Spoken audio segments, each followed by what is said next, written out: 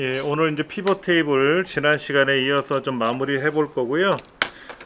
교재 특성상 앞부분을 다시 한번 살펴보면서 뒷부분을 진행하겠습니다.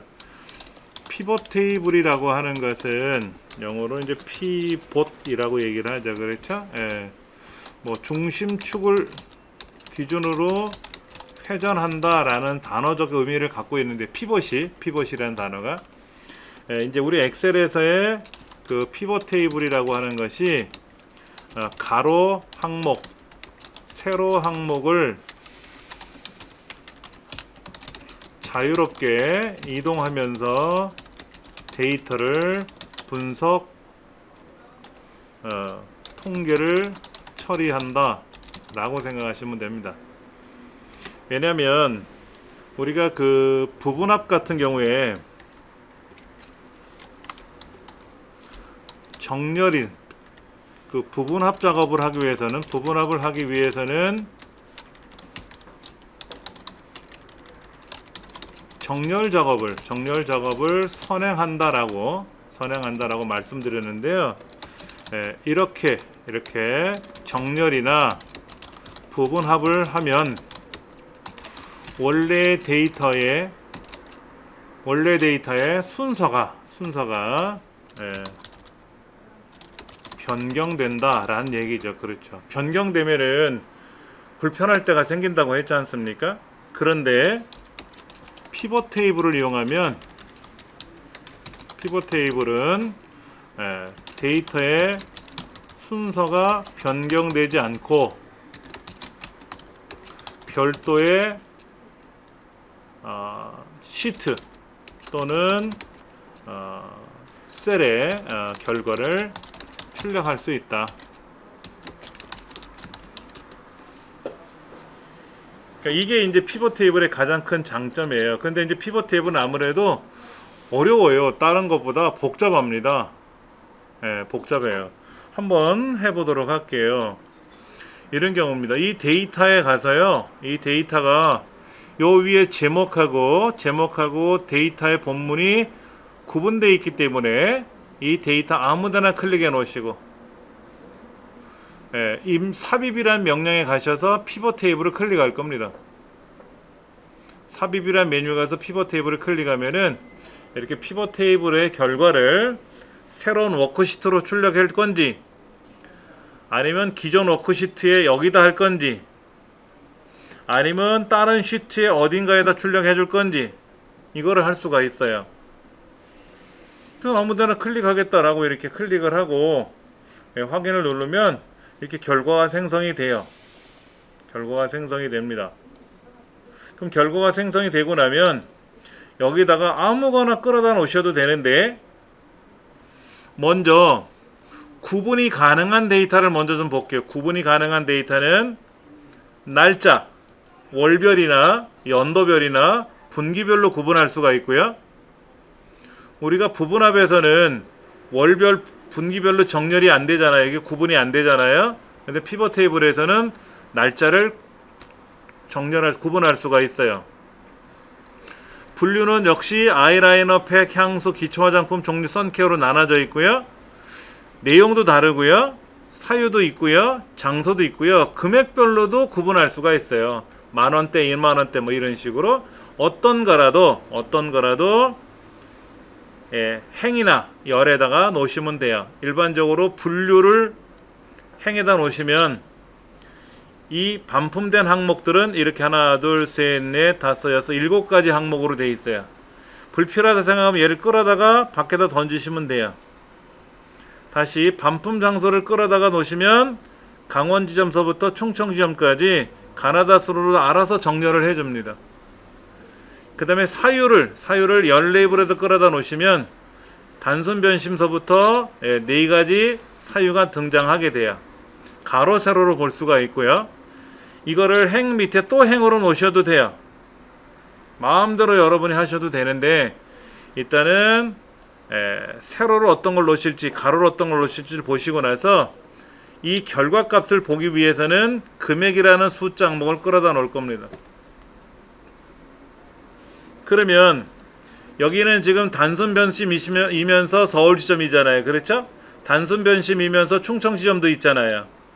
단순 변심이면서 서울 지점도 있잖아요. 그럼 여기도 하나 있고 여기도 하나 있네요. 그럼 이 금액들이 합산이 된다는 얘기죠. 우리가 부분합을 하기 하면은 단순 변심이냐 물품 하자냐 이것만 갖고 따지는 거고, 그 다음에 여기 있는 장소별로 한다 그러면 강원 지점이면 강원 지점 것만 우리가 합산을 나눌 수가 있는데, 여기서는 가로 세로를 마음대로 꾸밀 수가 있어요. 마우스로 드래그해서 오시면 돼요. 드래그 하셔서 오시면 되고요. 요 위에 체크되어 있는 걸 해제해도 사라집니다. 이걸 끌어다 놓으셔도 되고요. 끌어다 놓으셔도 되고요. 해제할 때는 밖에다 던져도 되지만 위에 있는 체크를 해제하면 또 사라지기도 합니다. 그 다음에 금액이라고 하는 것, 금액이라고 하는 것을 끌어다가 다시 합계 금액에다 다시 놓으면 합계 금액이 한 번 더 생기거든요. 제가 왜 합계 금액을 한 번 더 땡겨왔냐면, 이거는 합계를 계산하려고 하는 게 아니라 개수, 건수를 알아보고 싶었던 거예요. 그러면 여기 나와 있는 합계 금액 2라고 적혀 있는 애를 클릭을 해서 화면 하단에 있는 각 필드 설정이라는 것을 클릭해서 그리고 개수로 바꾸시면 이렇게 건수가 등장해요. 이때 금액 2라고 되어 있는 글자를 고치시고 싶으시면 클릭해서 각 필드 설정에 들어가서 요 위에 있는 글자를 고치셔도 돼요. 이거는 뭐 이렇게 예를 들어서 개수라고 하지 말고 건수로 써도 돼요. 건수 이렇게 쓰셔도 돼요. 그러면 건수가 몇 건 발생했느냐 하고 알 수가 있죠. 그렇죠? 이렇게 오른쪽 하단 4사분면 쪽에 시그마 값이라고 하는 것을, 시그마 값이라는 것이 선택되어 있는 항목이 두 가지 이상이 되면은 열 레이블 항목 밑에 시그마 값을 어느 쪽에 보여줄 건지를 보여주게 돼요. 아까 하나만 있었을 때는 이 시그마 값이 가로 세로 겹치는 데 만났는데, 항목이 하나 더 들어가게 되면은요, 그 항목을 가로로 나열해줄 거냐 아니면 여기 있는 행 레이블 세로로 보여줄 거냐를 선택할 수가 있어요. 드래그해서. 아무래도 이렇게 열 레이블로 보여주는 것보다는, 열 레이블로 길게 보여주는 것보다는 여기 행 레이블에다 놓으시면 아래로 쭉 내려가잖아요. 훨씬 더 보기 좋을 수도 있겠죠. 그 다음에 이쪽에 있는 이 결과 숫자들에 대해서는 여러분들이 사실은 가장 쉽게 하는 방법 중에 하나가 여기 있는 표시 형식 그룹에 있는 쉼표 사이를 찍어주면 돼요. 이것도 사실은 항목에 가서 값필드 설정에 들어가면 표시 형식이 따로 있습니다. 표시 형식이 따로 있어요. 그래서 시험 문제에 값필드 설정에 있는 표시 형식에 가서 설정하시오라 하면 이렇게 하는 거고, 시험 문제에 그냥 쉼표 스타일로 하시오라고 하면 그냥 이거 누르시면 되고, 가장 쉽게 하는 방법은 이거예요. 그냥 이렇게. 자, 그러면 그럭저럭 모양새가 보기 좋게 꾸며졌어요. 예. 그 다음에 이 값필드 설정을 설정하는 방법은 제가 지난 시간에도 요 피벗 테이블 도구 옵션 디자인, 특히 옵션 메뉴에 가서 여기에는 지금 건수 항목에 클릭이 되어 있는데, 여기서 필드 설정을 눌러서 평균으로 바꿀 건지 아니면은 어떤 거를 선택할 건지를 여러분이 여기 평균을 바꾸면 평균이 되는 거예요. 건수가 되면은 개수가 되면 개수가 되는 거죠. 글자를 고쳐도 되고요. 그러니까는 지금 강원 지점으로부터 단순 변심으로 발생한 반품된 건수가 5건인데 금액은 183,000원이에요. 그 다음에 경기 지점으로 들어와 있는 발생 건수는 3건이고 57,700원에, 그 다음에 표시 광고와 상이한 거는 1건이고 금액은 12,000원이고, 그래서 경기 지점으로 들어온 거는 69,700원 4건이 발생했고요. 단순 변심은 쭉 16건 533,600원의 건수가 발생하고 합계 금액이 발생하게 나타나는 거죠. 가로 세로로 내 마음대로 볼 수가 있는 겁니다. 부분합에서는 이게 불가능했잖아요. 근데 이제 문제는 뭐냐면 이 피벗 테이블에 있는 요 강원 지점 거 한번 볼게요. 단순 변심 요거 얘를 제가 숫자를 이렇게 크게 올려놨어요. 굉장히 크게 큰 숫자로 올려놨는데 이때 이 피벗 테이블 결과 화면에서는 강원 지점으로 돌아있는 단순 변심이 변동사항이 없어요. 지금 여기는 변동사항이 없잖아요. 이때 옵션에 가서 세로 고침이라는 아이콘을 꼭 눌러야만이 그때 반영이 된다. 피벗 테이블에 있는 원 숫자가 이렇게 변경이 되면 피벗 테이블 결과에서는 반영이 되지 않기 때문에 반드시 피벗 테이블 도구 옵션 탭에 있는 데이터 그룹에 가서 세로 고침을 꼭 눌러야만이 그것이 반영이 된다라는 거. 이거는 꼭 알고 계셔야 됩니다. 예. 원본 데이터가 변경돼도 피벗 테이블의 결과는 변함이 없다. 그래서 세로 고침 항목을 클릭해야만 반영이 된다 하는 거. 굉장히 중요한 겁니다. 시험에도 잘 나오고요. 실제 업무에서도 그렇게 나와 있으니까는 꼭 확인하시기 바랍니다. 지난 시간까지 했던 것이 요거를 기준으로 해서 이제 정리를 했다고 보시면 되고요. 그 다음에 우리 교재에 넘기시면은 피벗 테이블 도구 디자인 항목에 가서 색깔을 바꿔주시거나 꾸미시는 건 여러분 마음대로 꾸미시면 돼요. 이거를 보고서 레이아웃에 가서 압축 형식 지금 또는 개요 형식 또는 테이블 형식 이렇게 바꾸셔도 돼요. 압축 형식이 방금 전에 봤던 내용이고요. 이거를 개요 형식 옆으로 펼쳐놨네요. 네, 테이블 형식 지금 장소하고 금액이 옆에 벌어져 있죠. 다시 가서 이거를 압축 형식으로 보면 한쪽으로 몰려 있죠. 어떻게 보실지는 여러분 마음대로 보시면 돼요. 색깔은 여러분이 정하시면 되는 거고요. 여기 색깔은 여러분이 정하시면 되는 거죠. 어떤 색깔이 좋을지는 여러분이 하시면 되는 겁니다. 자, 그런데 요걸 한번 보세요. 여기 지금 여기 있는 항목들이 여러 가지가 있어요. 이거를 만약에 내가 내용으로 바꾸거나 제품 코드로 바꾸거나 분류로 바꾸거나 이렇게 막 바꾸고 싶으면 내가 마음대로 뭐를 바꾸려면 또 정신 사나워지잖아요. 정신 없어지잖아요. 그래서 슬라이서라고 하는 작업이 있어요. 여기 슬라이서 삽입하는 거예요. 슬라이서를 하나 삽입하는데 뭔가를 선택을 하면 돼요. 이렇게 선택하면 됩니다. 그러면 이렇게 내가 선택한 거에 대해서 뭐가 쫙 나타나요. 뭐가 나타나죠. 그렇죠? 이 나타난 게 좀 불편하면 제거하셔도 돼요.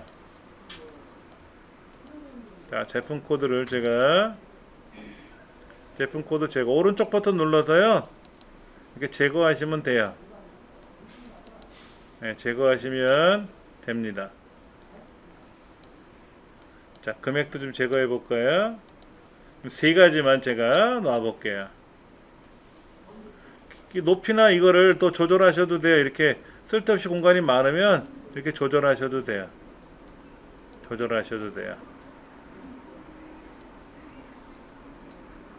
그 다음에 이거를 너비를 이렇게 옆으로 이렇게 해가지고 옆으로 해서 여기서도 이렇게 요런 식으로 해가지고 보세요. 옆으로 해도 돼요. 아래로 내리면 이렇게 되는데 이거를 칸을 한 칸으로 내리면 한 칸이 되고 두 칸도 되고 리모컨이에요. 리모컨이에요. 이거를 너비도 조절하실 수가 있어요. 이렇게 이렇게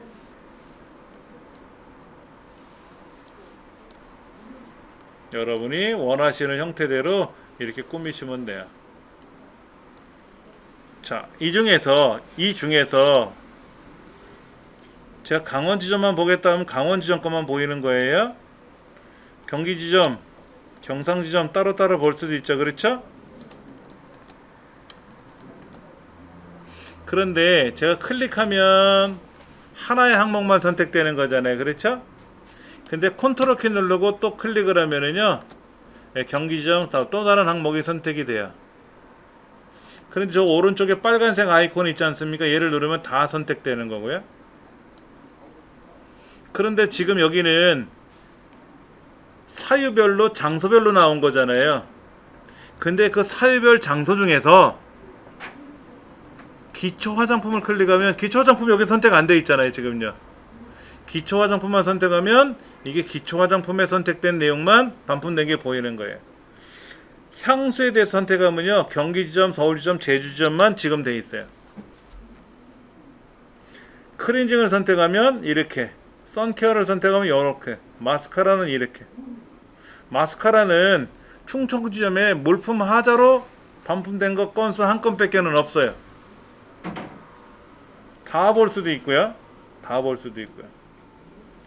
예, 여기 클릭하면 테두리에 가로 세로 정중앙에 점점점이 있단 말이에요. 그 점점점을 이용해서 또는 대각선에 있는 모습을 연결해서 이렇게 넘겨주면은 이것도 칸을 조절할 수가 있어요. 그렇죠? 칸을 조절해서 여러분들이 보이시는 대로 원하시는 형태대로 작업이 가능해요. 리모컨 조절하는 것처럼 항목을 만드는 거예요.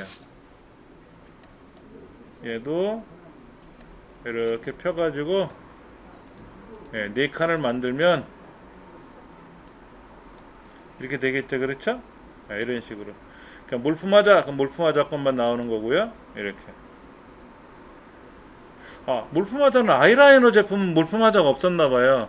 강원지점, 경기지점은 또 허용 걸 봐서는 여기 두 지점에는 물품하자하고는 상관없는 건가봐요. 그렇죠? 이렇게 보이죠. 그렇죠? 굉장히 편리하게 작업이 가능하다는 얘기입니다.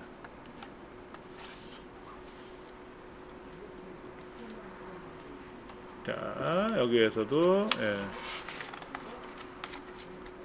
되게 편해요. 되게 편하게 사용할 수가 있다 하는 얘기죠. 자, 이거를 제거하면 얘를 해서 제거 그러면 다 제거가 되겠죠. 그렇죠? 다 제거가 되면 요거만 나왔죠. 그렇죠? 예.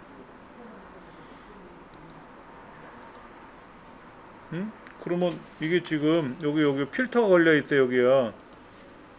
여기 필터 걸려 있어요. 우리 자동 필터 해봤잖아요. 그렇죠? 자동 필터 위에 있는 것처럼 필터 걸려 있는데 모두 선택하겠다 그러면 다 나오는 거죠. 그렇죠? 여기서 필터를 걸어서 우리가 강원지점 거만 보겠다 그러면 강원지점 거만 보이는 거잖아요. 이렇게 일일이 우리가 수작업으로 해야 되는 거를 리모컨처럼 만들어서 쓰는 게 바로 뭐다? 슬라이서다. 이때 사유라는 거하고 내용 두 가지를 다시 선택해서 사유도 꺼내놓고 내용도 꺼내놓으면 여기 있잖아요. 요거 요 항목들이 있잖아요. 이런 거 이런 내용들이 다르잖아요. 그렇죠? 종류가 많지 않습니까? 이렇게 해서 볼 수도 있고요. 그렇죠? 그 다음에 여기 포장 물량이라고 써 있지만 여기서 클릭할 수도 있고 이렇게 할 수도 있고, 옵션 슬라이서에 가서 여러분들이 원하시는 대로 그래서 만약에 분류를 선택해 가지고 분류는 지금 이 안에 항목이 없잖아요. 그렇죠? 그럼 여기서 향수, 그럼 향수 것만 나오는 거고, 라이너, 그럼 아이라이너만 나오는 거고, 이렇게 해서 내가 선택하기가 되게 수월해졌다 이거죠. 필터링 하는 기능, 리모컨 기능이다 라고 보시면 돼요. 예. 그리고 여기 있는 숫자를 우리가 더블 클릭하게 되잖아요. 여기 숫자를 더블 클릭하게 되면은 별도로 그 제품에 대한 것만 이렇게 설명이 돼요. 단선 변신 강원지점으로 들어온 거잖아요. 아까 보셨던 게 여기 5건이라 그랬나요? 5건? 하나, 둘, 셋, 넷, 5건 나왔잖아요. 이렇게 5건만 할 수가 있어요. 우리가 여기 있는 기본 시트에서 여기는 합계 금액이나 개수나 이런 항목을 더블 클릭하면은 이렇게 평균값을 계산할 건지 뭐를 계산할 건지 그거를 바꿔주는 기능이고요. 여기는 숫자 있잖아요. 이 숫자는 지금 금액에 대한 표시 광고와 상이잖아요. 경기 지점에 관한 거죠. 얘를 더블 클릭하면 경기 지점에 관한 것만 나오는 거예요. 그런데 뭔가가 워크시트가 하나 새로 생성되잖아요. 예. 워크시트가 새로 생성이 되면 현재 워크시트의 왼쪽에 생성이 된다. 엑셀에서는 삽입이란 명령을 걸어서 뭔가가 새롭게 생성이 되면은요, 나를 기준으로 왼쪽 위쪽에 생성이 돼요. 엑셀에서는 새롭게 삽입을 하면 현재 셀 기준으로 왼쪽 또는 위쪽에 생성이 된다. 결과적으로는 어떻게 돼요? 현재 내가 오른쪽이나 아래쪽으로 밀려나가는 거예요. 근데 뒤쪽에 새로 되는 게 아니에요. 그건 추가예요, 추가. 예, 삽입이란 명령을 걸면 내가 밀려나가요. 그래서 제일 오른쪽이나 제일 아래쪽에 데이터가 있었을 때는 밀려나갈 수가 없기 때문에 오류가 발생한다고 말씀을 드린 적이 있을 겁니다. 예, 그렇게 해서 작업을 하실 수가 있어요.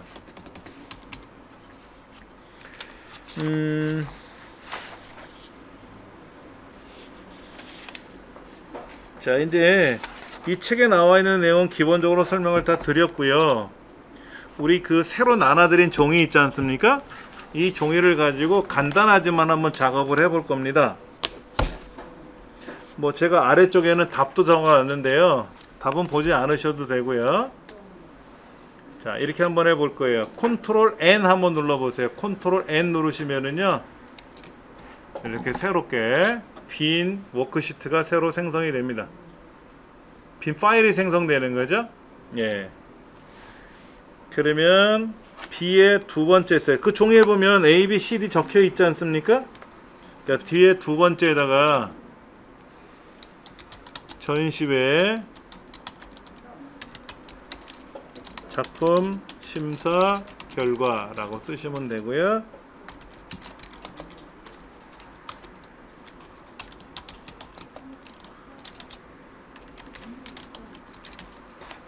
자, 항목 이름을 쓰실 때는 왼쪽에서 오른쪽으로 쓰세요 그랬고요. 탭키 눌러가면서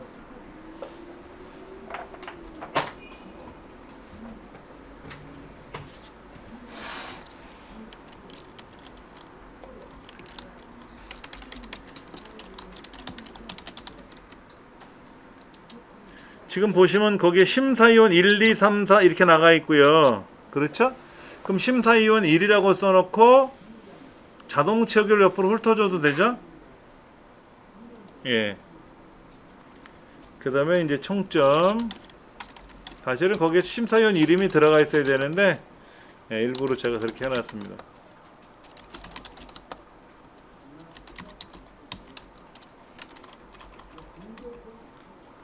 회원번호는 DC-001인데 다 001, 002, 003 들어가잖아요. 그러니까 또 DC-001을 자동 채우기 쭉 훑어주면 숫자가 증가되겠죠. 그렇죠? 숫자가 증가되겠죠. 이렇게 해서 거기에 나와 있는 데이터들을 각각 입력을 해 주시고요. 그 오른쪽에 보면 여기에 기본 점수라고 적혀 있어요. 그렇죠? 기본 점수라고 적혀 있고 여기는 현재 20점 적혀 있네. 그렇죠? 그 다음에 아래줄에 가면 한 줄 건너뛰어서 심사위원 통과, 심사 통과 인원이라고 되어 있고요. 여기 또 셀이 병합되어 있어요. 어떻게 병합이 되는지 잘 보셔야 됩니다. 아시겠죠? 제목도 여기까지만 병합을 하시는 거예요.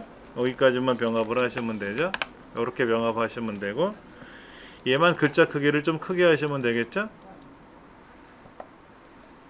얘도 여기까지만 병합하시면 되고요. 예.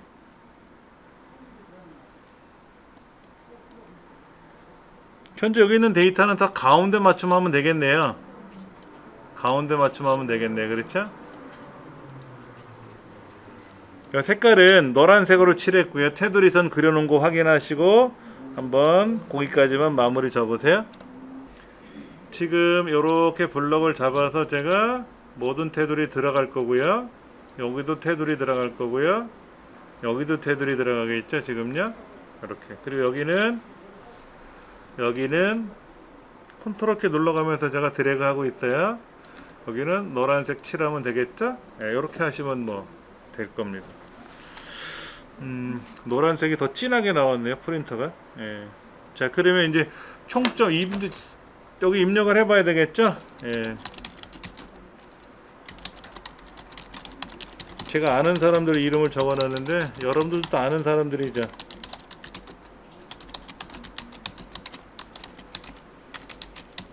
윤택씨가 왜 들어가는지 몰라.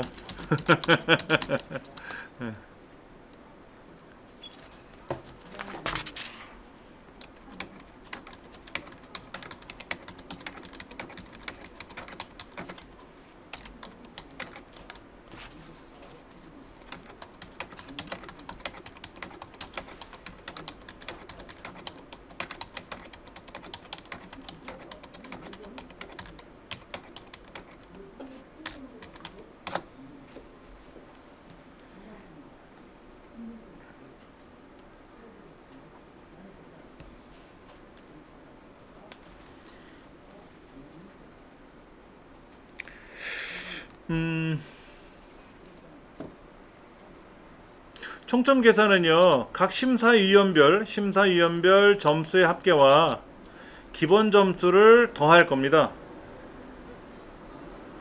그러니까 여기다가 뭐 자동 합계, 여기는 수식에서 자동 합계 버튼 누르셔도 되고요. 그렇죠? 뭐 아니면 직접 함수 명령을 입력하셔도 상관없습니다. 한번 제가 볼까요? 자동 합계 누르셔서 여기 3명 됐잖아요. 그렇죠? 그럼 여기다 클릭하고 뒤에다 괄호 전에다 클릭하고 컴마 그리고 얘를 선택해야 되겠죠? 다시 한번 화면 크게. 예, 그럼 입력 마저 하시고 나서 이어서 할게요. 합계를 계산하실 때는 sum 괄호 열고 이렇게 직접 함수 명령을 입력하셔도 되고요. 이렇게 입력하시는 습관을 가지시면 좋아요. 그래서 이렇게 마우스로 드래그 하고 나서 컴마하고 얘를 클릭하면 되는데, 이거를 자동 합계를 이용해서 하면 요 마지막 거 요거도 그냥 다시 드래그 하셔도 되고요. 컴마 찍고 얘를 클릭하면 되는 거죠. 근데 중요한 거는 기본 점수는 항상 그 자리에 있잖아요. 그래서 F4번 키를 꼭 누른다라는 거.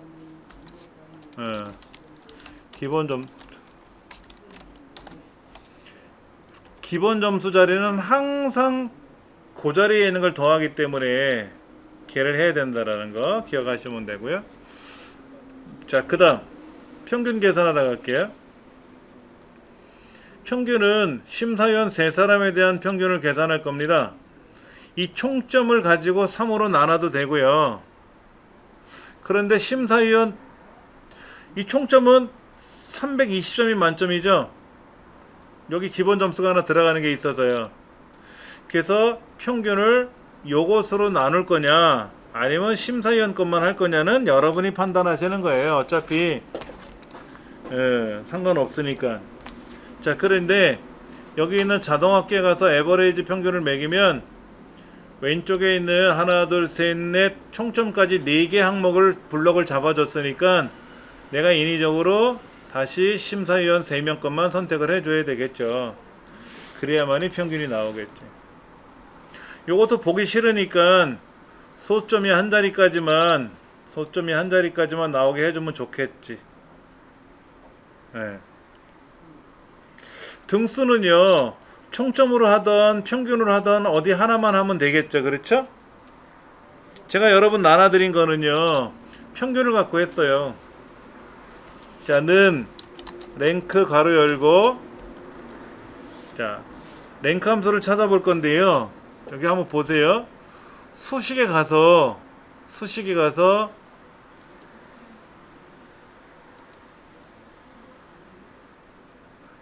통계함수 쪽에 가시면 랭크라는 함수가 이렇게 있을 거예요. 랭크 rank.eq가 있어요. 이렇게 있는데 사실은 통계함수 쪽에 제일 아래로 내려가면 랭크라는 함수도 있어요. 랭크라는 함수도 있긴 있는데요. 이 랭크라는 함수는 예전에 사용하던 거라서 여기 호환성 함수 쪽에 내려가 있어요. 2010부터는 랭크라는 함수 대신에 랭크.eq를 쓸 거냐, 랭크.avg를 쓸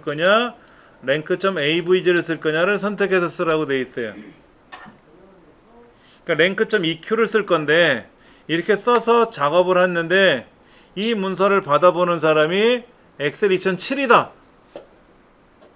그럼 랭크.eq가 뭔지를 모르죠? 랭크.eq는 엑셀 2010부터 작용되는 거니까. 예. 그건 감안해서 작업하셔야 되고요. 책에서는 랭크라는 함수만 쓰라고 했는데 저는 랭크.eq를 쓸 겁니다. 자, 여기다가 이렇게 쓰시면 돼요. 는 r, a, n, k 이렇게 쓰면은요. 이렇게 노란색 느낌표가 찍혀 있는 요건 랭크는 이거는 옛날 함수.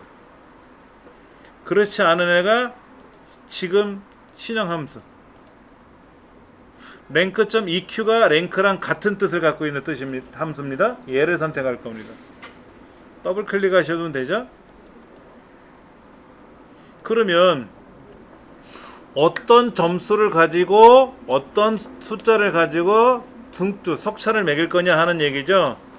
총점을 갖고 할 건지 평균을 갖고 할 건지. 근데 평균이라는 항목은 보세요. 일로 선택이 안 돼요. 평균은 선택이 되는데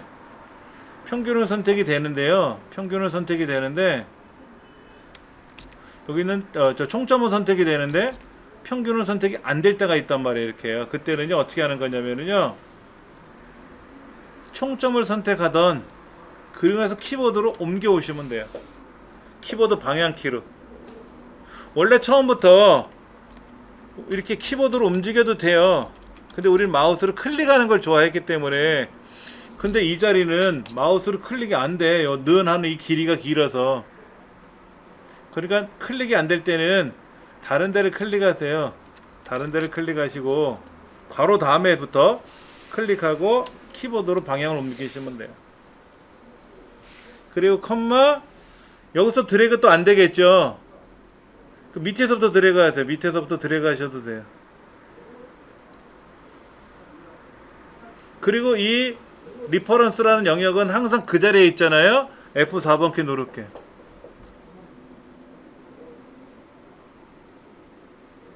그리고 컴마 찍으면 내림차순 큰 게 1등일 때는 0을 쓰는 거고 생략할 수 있는 거고, 위에 게 2를 쓸 때는 박태환 선수처럼 숫자가 짧아야 우승하는 거잖아요. 그렇죠? 그럴 때는 반드시 2를 써야 되고.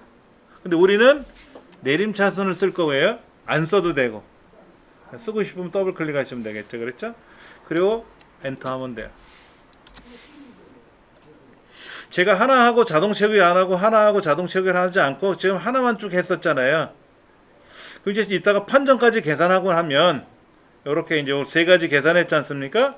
그리고 자동 채우기를 한 번만에 더블 클릭하면 한꺼번에 쭉 계산이 되는 거예요. 이걸 일일이 총점 계산해서 더블 클릭하고 평균 계산해서 자동 채우기하고 이렇게 해도 되고, 얘를 한꺼번에 판정까지 계산해서 한꺼번에 자동 채우기 하셔도 된다는 얘기죠. 그게 수월하겠죠. 그렇죠? 자, 요 함수에 대한 설명을 드릴게요.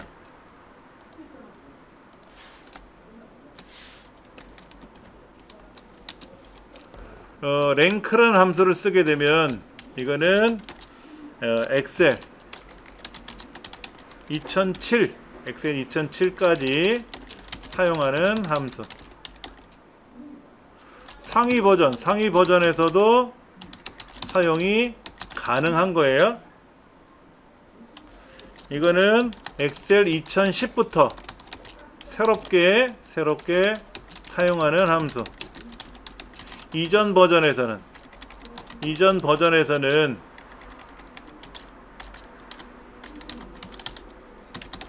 호환이 안 된다. 근데 아까 보니까는요, 랭크가 랭크가 있었고 랭크.avg가 있었고 랭크.eq가 있었잖아요. eq가 그렇잖아요. 그래서 랭크라는 함수랑 랭크.eq라는 함수랑 같은 뜻이에요. 이건 무슨 뜻이냐면 같은 값이면 등수가 서로 같다 이런 뜻입니다. 그러니까 공동 1등이 나올 수 있다 이거죠.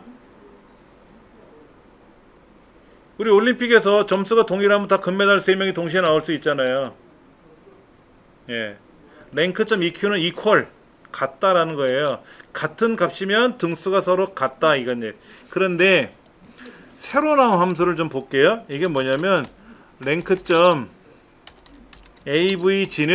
이건 뭐냐면 같은 값이면 등수를 평균으로 처리해라. 뭔 소리인지 헷갈리실 수 있어요. 자, 예를 보여드릴게요. 90점, 85점 3명이 시험을 봤어요. 그러면 기존에 랭크.eq 같은 경우에는 91등 85 3등 이렇게 되는 거죠. 둘 다 1등 3등이 되는 거 아닙니까? 그런데 랭크.avg는 90 85 얘는 3등 맞아요. 얘가 이제 헷갈리는 거지. 원래는 1등 2등이어야 되잖아요. 90점 점수가 1등하고 2등을 갖는 것인데 둘 다 1등 3등으로 된 거 아닙니까? 1등 3등으로 처리됐잖아요. 그렇죠? 처리됐잖아요. 근데 이거를 평균으로 처리하자. 평균으로 처리하면 뭐가 되는 거죠? 1등하고 2등의 평균이 얼마예요? 1.5등이죠? 얘가 1.5등이야. 1.5등. 뭐야? 갑자기 이게 튀어나왔어. 1.5등. 얘가 1.5등. 원래는 1등, 2등이니까 합이 3등이 아닙니까? 3등이 둘이 했으니까. 자, 이걸 한번 보세요. 자, 90 이런 경우에 랭크 또는 랭크.eq에서는 1등으로 처리되는 거 맞죠? 그렇죠? 둘 다 1등 공동 1등이잖아요. 그렇죠? 근데 랭크.avg에서는 어떻게 될까요? 1등, 2등, 3등이어야 되는데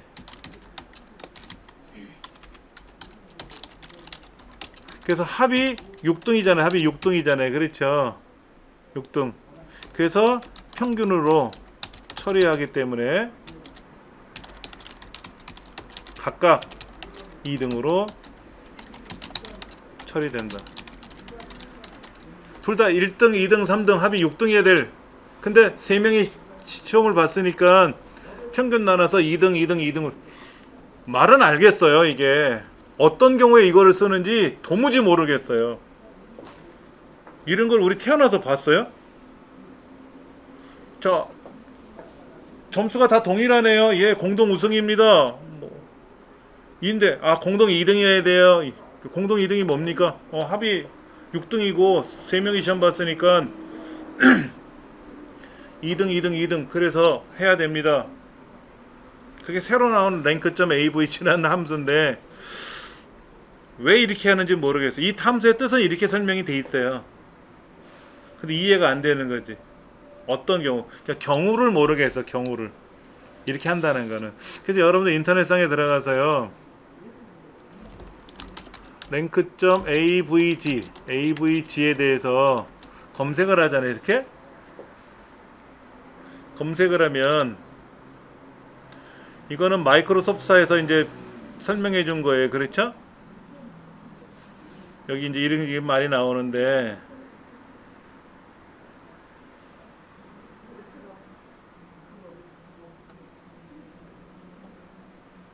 avg가 뭐야? 34.4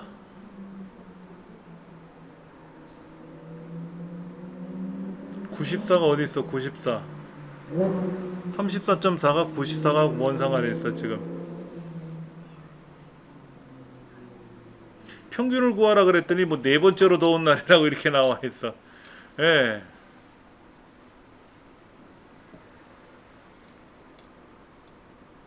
랭크.avg라는 함수가 되게 헷갈리게 돼 있어요.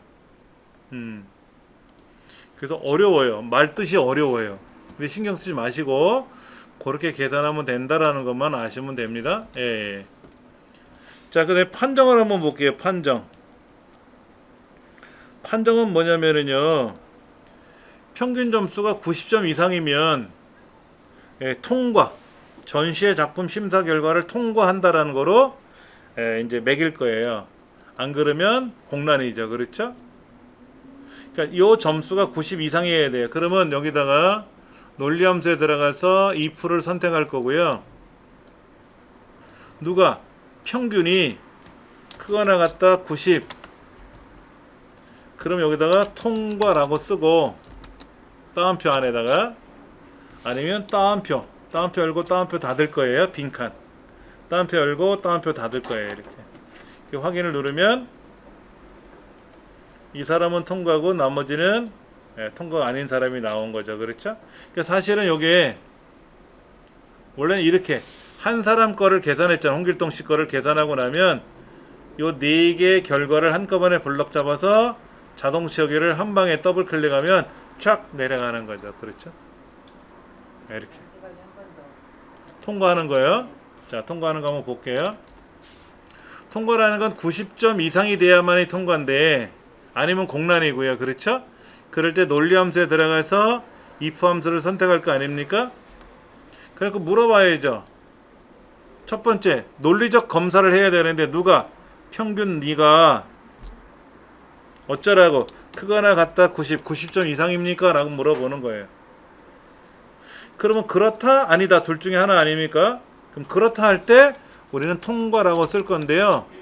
사실은 이 통과를 따옴표에다 써야 되지만 우리말을 썼잖아. 우리말. 예, 이렇게 메시지를 적으면요 따옴표가 알아서 들어가요. 근데 아래쪽에는 빈칸을 써야 되거든요. 이때 스페이스바를 하나 넣어줘도 돼요. 스페이스바. 여기다 스페이스바를 하나 넣어주면 따옴표가 자동으로 들어가지만 그냥 얘를 두고 확인 누르면 안 돼요.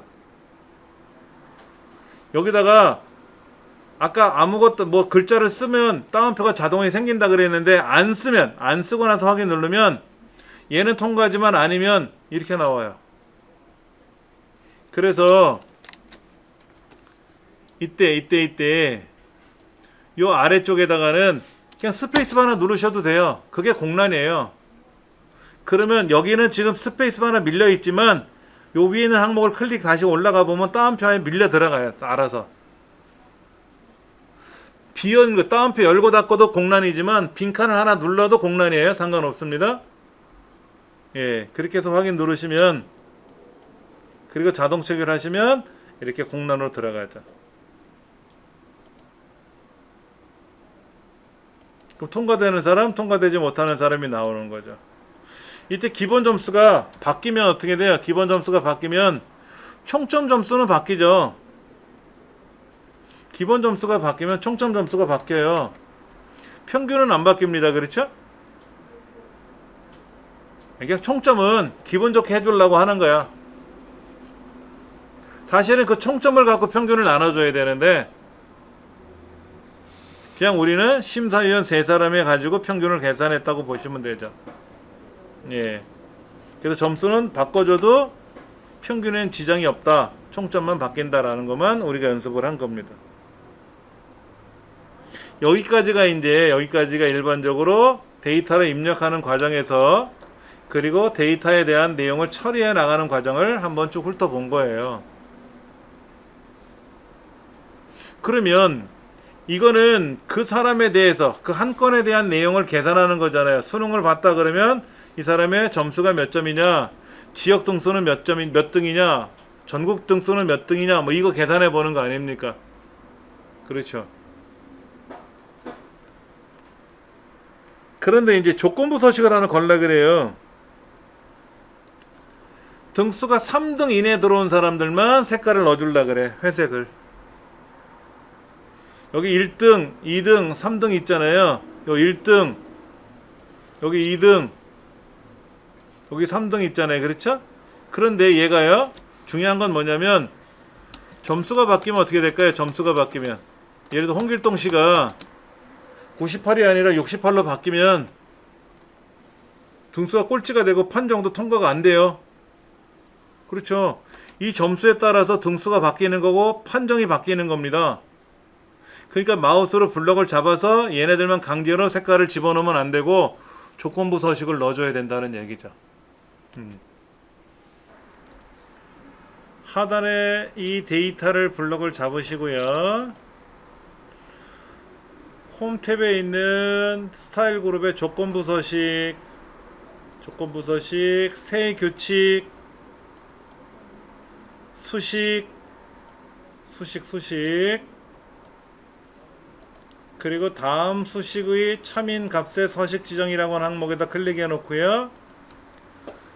첫 번째 블럭의 첫 번째 줄에 있는 등수를 선택하세요. 얘가 1등이든 10등이든 꼴찌든 상관없습니다. 얘를 클릭하고 F4번 키를 2번 누르시면 셀 참조 형태가 바뀔 겁니다. 그렇죠? 그리고 작다 4라고 써도 되고, 작거나 같다 3이라고 써도 되고, 1, 2, 3등만 나오라 그랬잖아요. 그렇죠? 1, 2, 3등만. 그러니까 작다 4라고 써도 되고, 작거나 같다 3이라고 써도 상관없습니다. 3등 이내 들어온 거니까. 그렇죠? 그리고 서식에서는 채우기 색깔을 뭐 약간 회색으로 처리해 볼게요. 여러분들 마음대로 하셔도 됩니다. 노란색은 동일한 거니까 좀 그렇고요. 너무 진한 색 쓰면 글자가 안 보일 수 있으니까 옅은 색을 써도 돼요. 뭐 녹색 계열로 쓰셔도 되고요. 예, 그 확인 누르시면 3등 이내는 이렇게 색깔이 변하게 되죠. 이때 심사위원 점수가 바뀌면 등수가 바뀔 수가 있고요. 그렇죠? 심사위원 점수가 바뀌면 등수가 바뀌면서 90점이 안 되면 심사 결과 통과가 배제될 수도 있어요. 그렇죠? 그래서 1, 2, 3등은 서로 바뀔 수가 있는 거기 때문에 상대적으로 그렇게 해서 1, 2, 3등이 나오게끔 처리해 주시면 되는 거죠. 자, 블럭을 잡으시고 조건부 서식에 가서 다시 넣어 주시면 안 되고요. 규칙 관리로 들어가서 이 규칙을 삭제하시거나 편집 모드에 들어가서 수식을 고치시면 돼요. 예. 이 규칙을 삭제하고 싶으시면 삭제하시면 되죠. 그렇죠? 삭제하시면 되죠. 그럼 규칙이 사라졌고 다시 새 규칙에 들어가서 수식에 들어가서 빈칸을 클릭한 후에 반드시 조건부 서식에서는 이 블럭의 첫 번째 줄에 있는 거를 클릭하시는 거예요. 실수로 이렇게 블럭을 잡으셨어요. 이렇게 블럭을 잡으셨으면 새 규칙에 들어가서 수식에 있는 항목이 뭐냐면 얘가 아니라 얘예요. 이 블럭의 첫 번째 줄 거를 선택하는 거예요. 그 항목에 해당하는. 그리고 F4번 키 2번 눌러주고 작거나 같다 3등, 그 다음에 색상을 넣어주시면 되는데 얘는 문제가 됐잖아요. 그렇죠? 얘만 다시 규칙을 지우면 돼요. 얘만 규칙을 지우면 요렇게 규칙이 다시 설정이 된 거랑 마찬가지입니다. 예. 블럭을 이렇게 잡으시고 나서 조건을 여기다 걸면 안 돼요. 블럭은 그 줄에 반드시 그 블럭의 첫 줄에 있는 항목을 클릭하는 겁니다. 근데 이러다 보니까 점수가 잘못돼서 점수를 수정하게 되면 등수가 바뀔 수가 있고 판정이 바뀔 수가 있죠. 총점이 바뀌면서 평균이 바뀌면서 이렇게 해서 그 사람들 점수에 따른 등수에 따른 판정과 서식을 꾸미는 과정을 살펴봤고요. 마지막에는 통과 인원이 몇 명인지를 계산하는 거예요. 통과 인원이 몇 명인지를. 그러니까 이 글자, 여기 있는 글자 블럭대에서 글자 중에 통과라는 글자 개수가 몇 건인지만 계산하면 되잖아요. 그렇죠? 거기다가는 수식에 가서 통계함수에 가서 count if를 찾을 거예요. count if. 자, 조건은 뭐라고요? 통과라는 글자죠. 통과라는 글자. 이 통과라는 글자가 있는 곳이 범위죠. 여기가 범위죠. 이렇게 범위죠. 이 중에서 통과라는 글자가 몇 번 나왔니? 라는 거죠. 예. 자, 이렇게 나왔는데요. 잘 보세요. 여기 있는 심사위원 점수가 잘못되면 아까 그랬잖아요. 평균이 바뀌고 평균이 바뀌어서 판정란에서 통과를 하지 못한 사람이 생길 수 있다 그랬잖아요. 그러면 알아서 뭐가 된다? 심사 통과 인원이 변경될 수 있어요. 심사위원 통과가 평균 90점 이상이니까 어떤 사람 점수가 바뀌면 통과가 추가될 수도 있어요. 그렇죠? 통과가 추가될 수 있단 말이야. 통과가 추가될 수도 있고 등수는 바뀌면 어차피 1, 2, 3등만 3명에 대해서만 색깔이 나타나는 거니까 네. 요렇게 하는 방법이 있습니다. 요렇게 네. 자, 그런데 이제 이런 경우죠. 결과 뒤에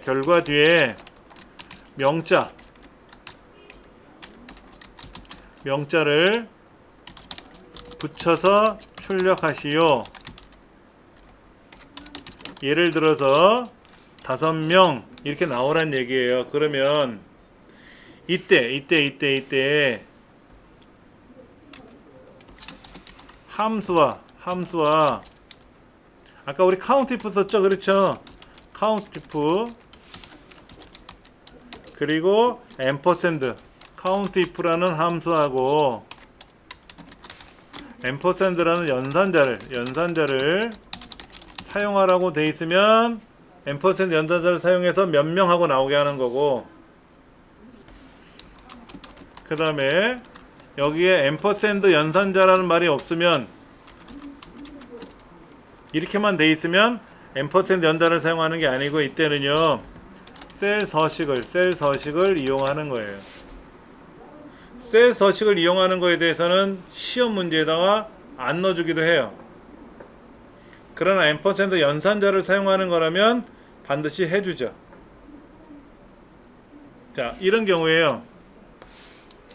ampersand 연산자는 아까 우리 count if라는 함수를 썼지 않습니까? 이렇게 썼는데요. 여기다가 ampersand 해서 몇 명하고 붙이란 얘기예요. 이렇게.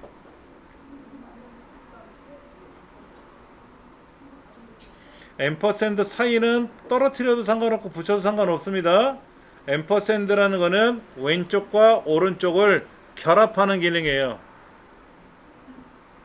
그래서 왼쪽에 있는 값하고 이 값하고 명자를 결합하기 때문에 몇 명하고 나오는 거죠.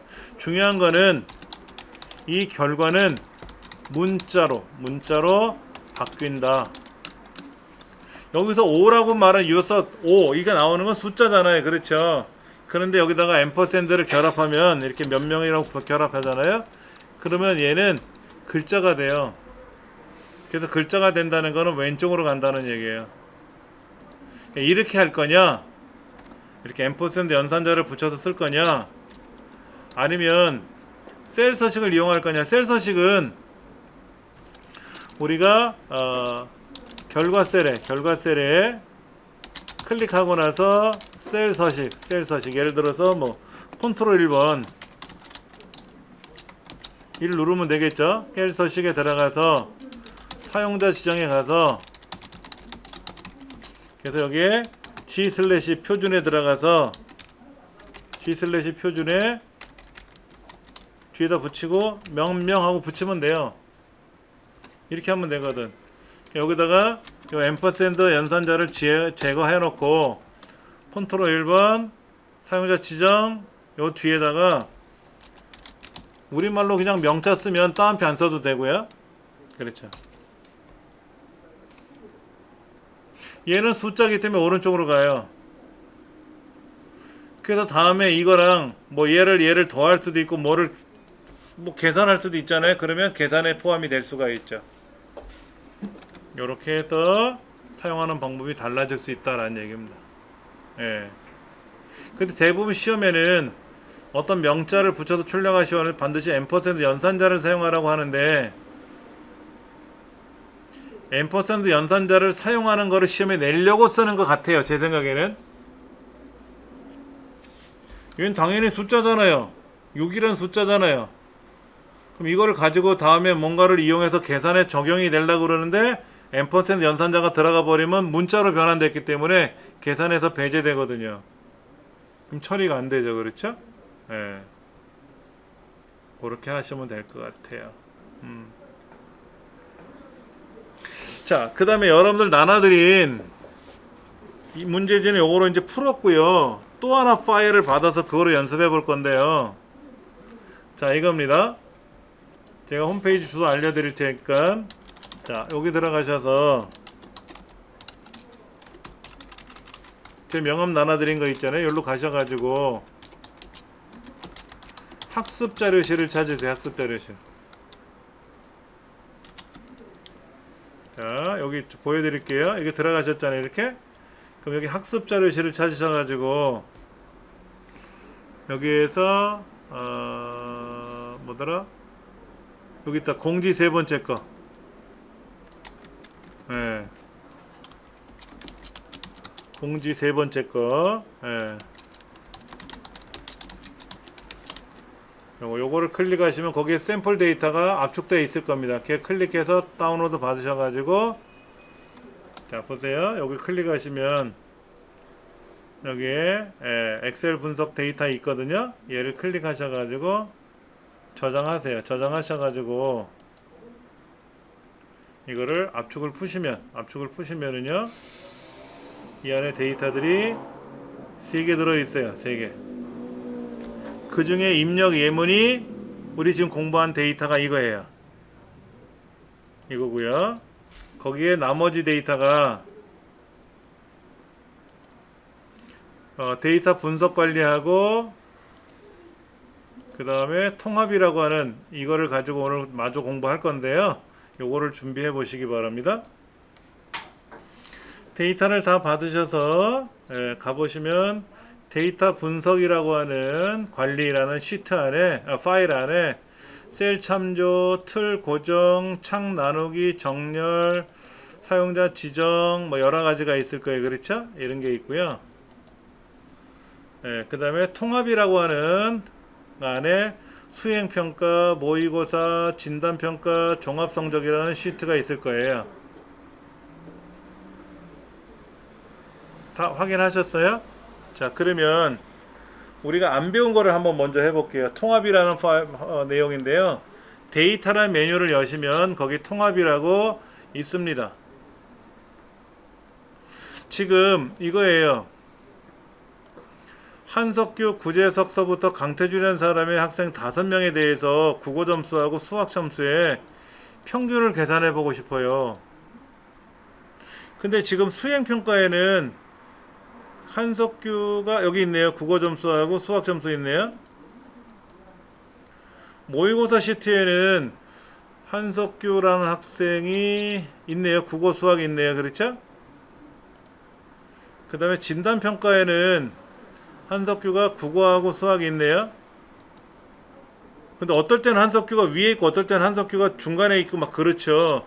국어 시험이 앞에 있는 경우, 그 다음에 수학 점수가 어디는 국어 수학이고 순서가 어디도 국어 수학인데 어디는 국어 영어 수학이잖아요. 또 수학 국어 영어로 돼 있을 수도 있잖아요. 신경 쓰지 마시란 얘기야. 자, 요렇게 블럭 잡으세요. 요렇게 블럭을 잡으시고 데이터 도구 그룹에 있는 통합 데이터 메뉴 탭에 가서 데이터 도구 그룹에 있는 통합을 누르시면 합계를 원하십니까? 평균을 원하십니까? 선택하는 게 있으니까 고르시면 되고요. 참조에는 비어있는 칸을 선택하시고 나서요. 수행평가, 모의고사, 진단평가라는 시트에 있는 내용을 다 블럭 잡으시면 돼요. 순서는 상관없습니다.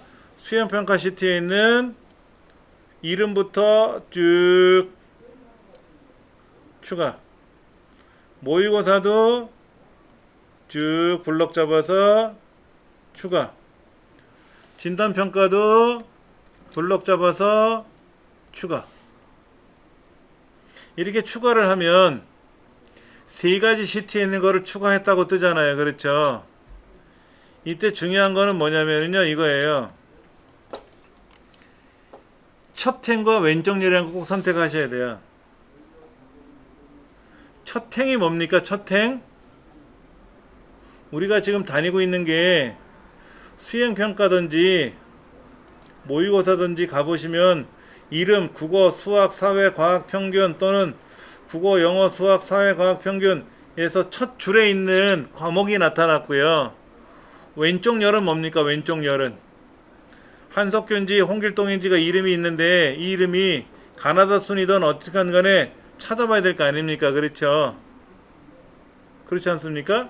그래서 왼쪽 열에 있는 이름하고 첫 줄에 있는 과목 이름을 비교해서 있으면 있는 대로 가져와서 평균을 낼 거고 없으면 빼고 평균을 계산할 거고. 확인 누르면 평균이 돼요.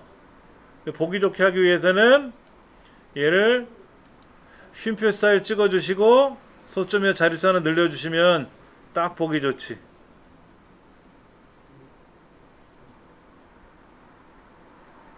다시 보세요. 얘네들을 지우고요. 안 지워도 상관없는데 블럭 잡으시고 데이터 메뉴에 가서 통합을 누르세요. 그럼 기존의 수행평가나 모의고사 진단평가에서 참조했던 세 가지는 다 맞죠? 그렇죠? 그럼 두시고 만약에 여기 있는 합계로 바꾸셔서 확인 누르면 합계가 되는 거예요. 합계 3번 참조했잖아요. 3번. 그렇죠? 이 합계를 만약에 평균으로 바꾸면 평균이 되는 거고요. 그렇죠? 통합에 가서 하는 겁니다. 합계하면 합계가 되는 거죠. 그렇죠? 이렇게. 아까 조금 전에 쉼표 쌀 찍어가지고 소점이 한 자리라고 했는데 다 무시가 되고 다시 결과가 나와요.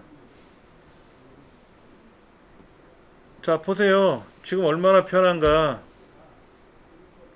여기 있는 사람 이름이 가나다 순도 아니고 만약에 우리가 이거를 모를 때 한석균 사람의 국어와 수학 점수의 평균을 계산하라 그러면 합계를 구하라 그러면 여기 한석규가 있네. 국어 여기 있고 수학이 있네. 그럼 90에 85. 또 모의고사에 가서 한석규가 여기 있으니까 68에 89고 진단평가에 가면 78에 79잖아요. 그렇죠? 이거를 일일이 숫자값으로 계산하려면 얼마나 힘듭니까?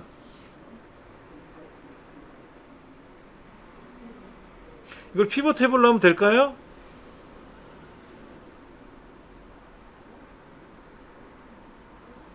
피벗 테이블로도 그렇잖아요. 상상이 안 되잖아요. 그렇죠? 이렇게 여기저기 여기는 뭐 국어 1학기, 여기는 2학기, 여기는 뭐 중간고사, 여기는 기말고사, 뭐 모의고사 뭐 이런 거로 이 안에 빼곡이 있다 할지라도 참조하고 싶은 데만 블럭 잡아서 추가 참조만 추가해주면 언제든지 여기 있는 통합을 계산할 수가 있다더라 이거죠. 자, 그럼 이제 여기다 한번 클릭해 보세요. 여기 요거다 클릭하시고 통합에 가서 그냥 확인 눌러 보세요. 그럼 어떻게 되나? 이렇게 나왔어요. 그럼 여기 있는 사람 이름에다 클릭하고 정렬을 누르면 가나다 순으로 이름이 바뀌겠죠. 그렇죠?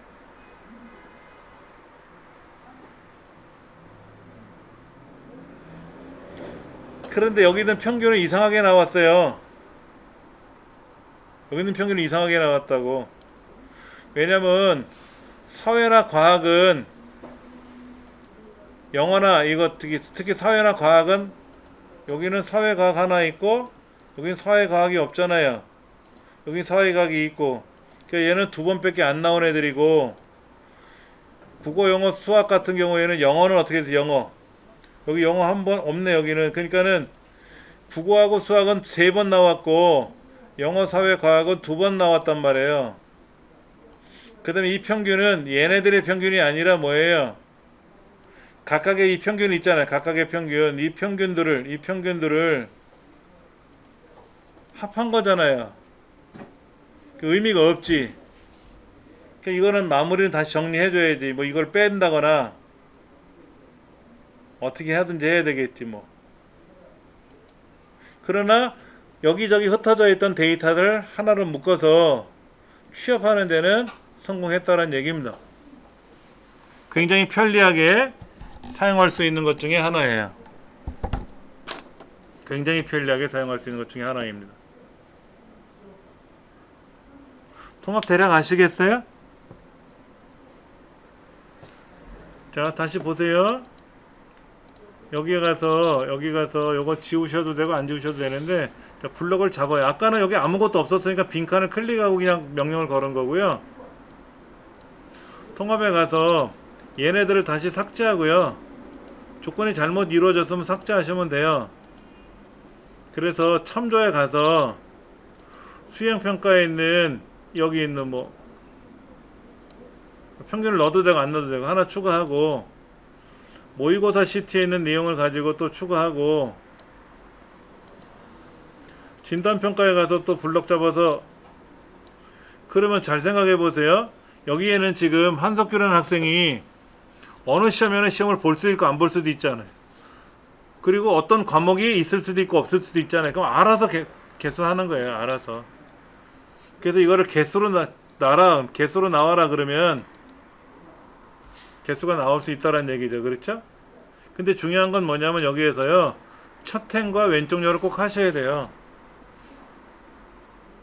첫 행이라는 거는 국어, 수학 2과목을 가지고 계산할 거고 왼쪽 열은 이 5사람의 이름에 대해서 계산할 거 아닙니까? 그러니까 3번 다 공통적으로 있었네요. 다행히도 있었네. 예, 이름이 빠진 사람은 없었죠. 그렇죠? 그래 놓거나 요대로 두고 얘를 합계로 바꿔라 또는 평균으로 바꿔라 그러면 여기 있는 숫자 개수 합계가 그냥 3이라고 되어 있는 게 사라지고 평균으로 바뀝니다. 그리고 이렇게 보기 싫은 거는 우리가 쉼표살 찍고 소점 자릿수를 하나 늘려주면 보기 좋잖아요. 그렇죠? 그래 놓고 나서 얘를 또 다시 데이터에 가서 통합에 가서 바꿔주면 이렇게 뭐 평균을 다시 명령을 걸면 여기에 있던 셀 서식이 다시 사라져요. 다시 또 설정해 주시면 되죠. 그리고 여기는 어떤 함수 같은 게 보이지는 않아요. 내가 알아서 숫자값으로 계산한 것처럼 보이는 것 뿐입니다. 굉장히 편리한 기능 중에 하나예요. 여기저기 흩어져 있는 데이터를 한쪽으로 몰아서 통계를 낼 때 참 좋은 방법 중에 하나입니다. 여기 한번 가볼게요. 데이터 분석 및 관리라는 통합 문서를 가서요.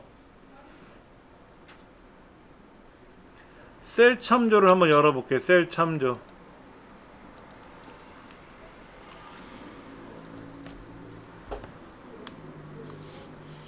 자, 실적 수당을 계산할 겁니다. 실적 수당은 어떻게 계산할 거냐면 각 개인 실적에 실적 수당률이라고 적혀 있는 이 7%를 곱할 겁니다. 그럼 보세요. 는 하고 나서 개인의 실적을 클릭하겠죠? 곱하기 저 위에는 수당률을 클릭하겠죠? 그러니까 실적 파란 거는 왼쪽에 있는 거니까 상대적인 거고, 녹색의 저 수당률은 저 상단에 꽂혀 있는 거잖아요. 얘는 꼭 F4번키 눌러줘야 된다는 얘기지. 그리고 이거를 그냥 자동 처리하지 말고 세금으로 건너갈게요. 세금은 기본급에 대해서 세율 5%를 공제할 거예요.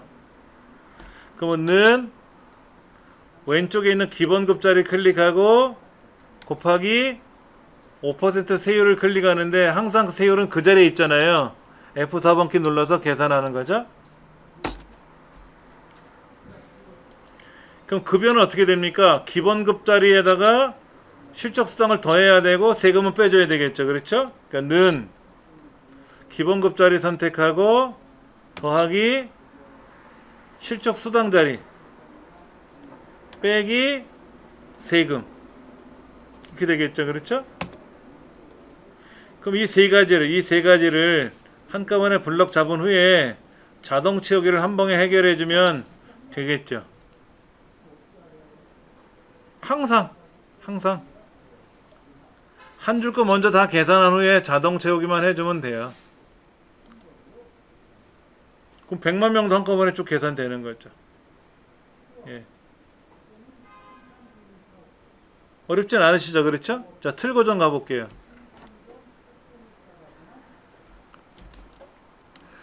틀 고정은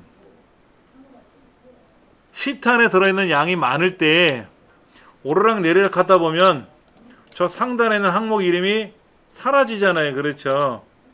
이게 아쉬운 거라. 그리고 위아래뿐만 아니라 옆으로도 움직일 수가 있는데 옆으로 움직이다 보면 어떻게 돼요? 이게 고객 번호가 뭔지 담당자가 누군지를 아쉬워할 때가 있죠. 이 담당자 여기까지는 보고 싶다는 얘기고요. 여기 두 번째 줄까지는 봐야 된다 이거죠. 그러면 담당자는 봐야 되겠고, 그러면 직위는 안 봐도 되는 거죠. 직위라는 항목은 여기 항목 이름은 봐야 되겠고 담당자까지 봐야 될 거라니까, 얘를 기준으로 영업이익과정이란 이 글자를 기준으로 윗줄과 왼쪽 칸을 화면에 고정시키겠다는 뜻입니다. 여기다 클릭해 놓으시고 나서 보기라는 메뉴에 가셔가지고 틀 고정을 누르시면 돼요. 얘는 꼭 위치를 선택하고 나서 명령을 걸어야 돼요. 틀 고정을 누르면 자, 이렇게 휠이 위아래로 굴린다 할지라도 항목 이름은 그대로 살아있고요. 그 다음에 얘가 좌우로 움직인다 할지라도 담당자 이름은 그대로 유지되고 있잖아요. 그렇죠? 담당자 이름 유지되고 있지 않습니까? 그래서 우리가 엑셀에서는 컨트롤 홈을 누르면, 일반적인 거에서는 컨트롤 홈을 누르면 A의 첫 번째로 갑니다만 틀 고정을 시켜 놓은 상태에서는요, 컨트롤하고 홈을 누르면 그 틀 고정된 위치로 가요. 무조건 A의 첫 번째로 가는 거 아닙니다. 틀 고정된 상태로 가는 겁니다. 그 틀 고정을 취소할 때는요, 아무데나 클릭해 놓고 틀 고정을 취소하셔도 돼요. 그러나 틀 고정을 설정할 때는 항상 항목을 먼저 선택해 주시고 셀을 선택해 주시고 틀 고정을 눌러야만 된다, 이런 얘기죠. 이해되시겠죠? 그렇죠? 예. 자, 그럼 창 나누기 가볼게요. 세 번째 시트가 창 나누기인데 내용은 아까 거랑 같은 내용인데요. 이런 경우입니다. 항목이 굉장히 많아요. 위아래가 많아요. 옆으로도 많아요. 그런데 지금 첫 번째 줄 거, 세 번째 줄 거 보다가 저 밑에 있는 만 번째 거를 보려고 그래요. 그럼 만번째 거로 내려가야 되겠죠? 여러분 A의 만번째로 어떻게 가요? 휠 굴려갖고는 A의 만번째로 못 가잖아요. 그렇죠? 그때 이렇게 가는 겁니다. 여기. 이름 상자를 클릭하고요.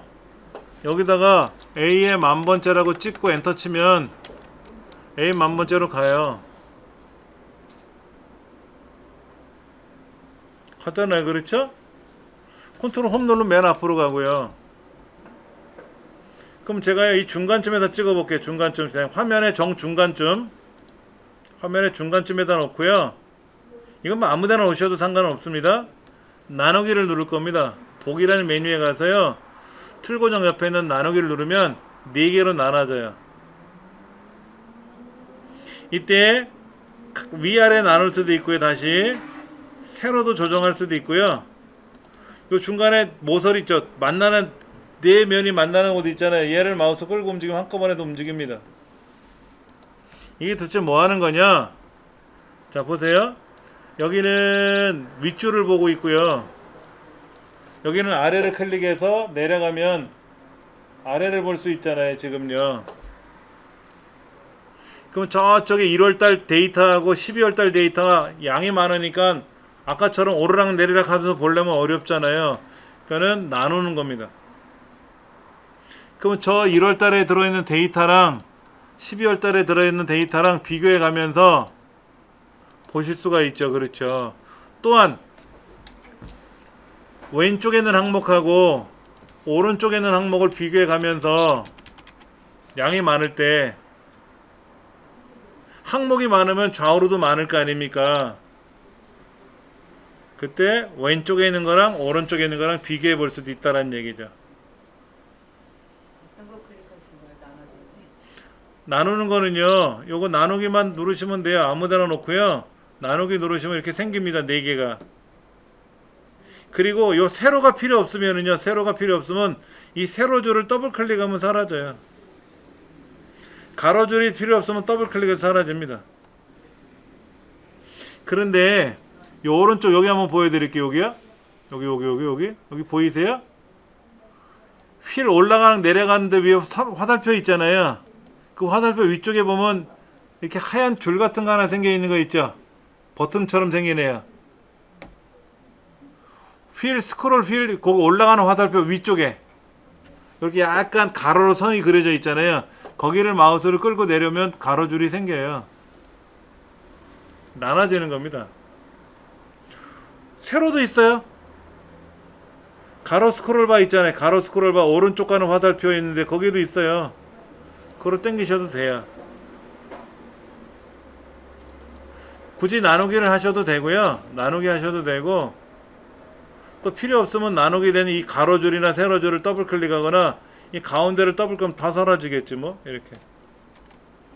그래서 위쪽 화면하고 아래쪽 화면하고 비교하면서 사용할 때 쓰는 겁니다.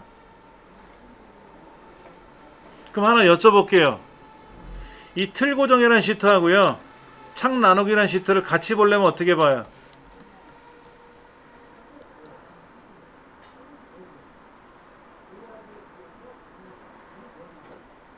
어떻게 보죠?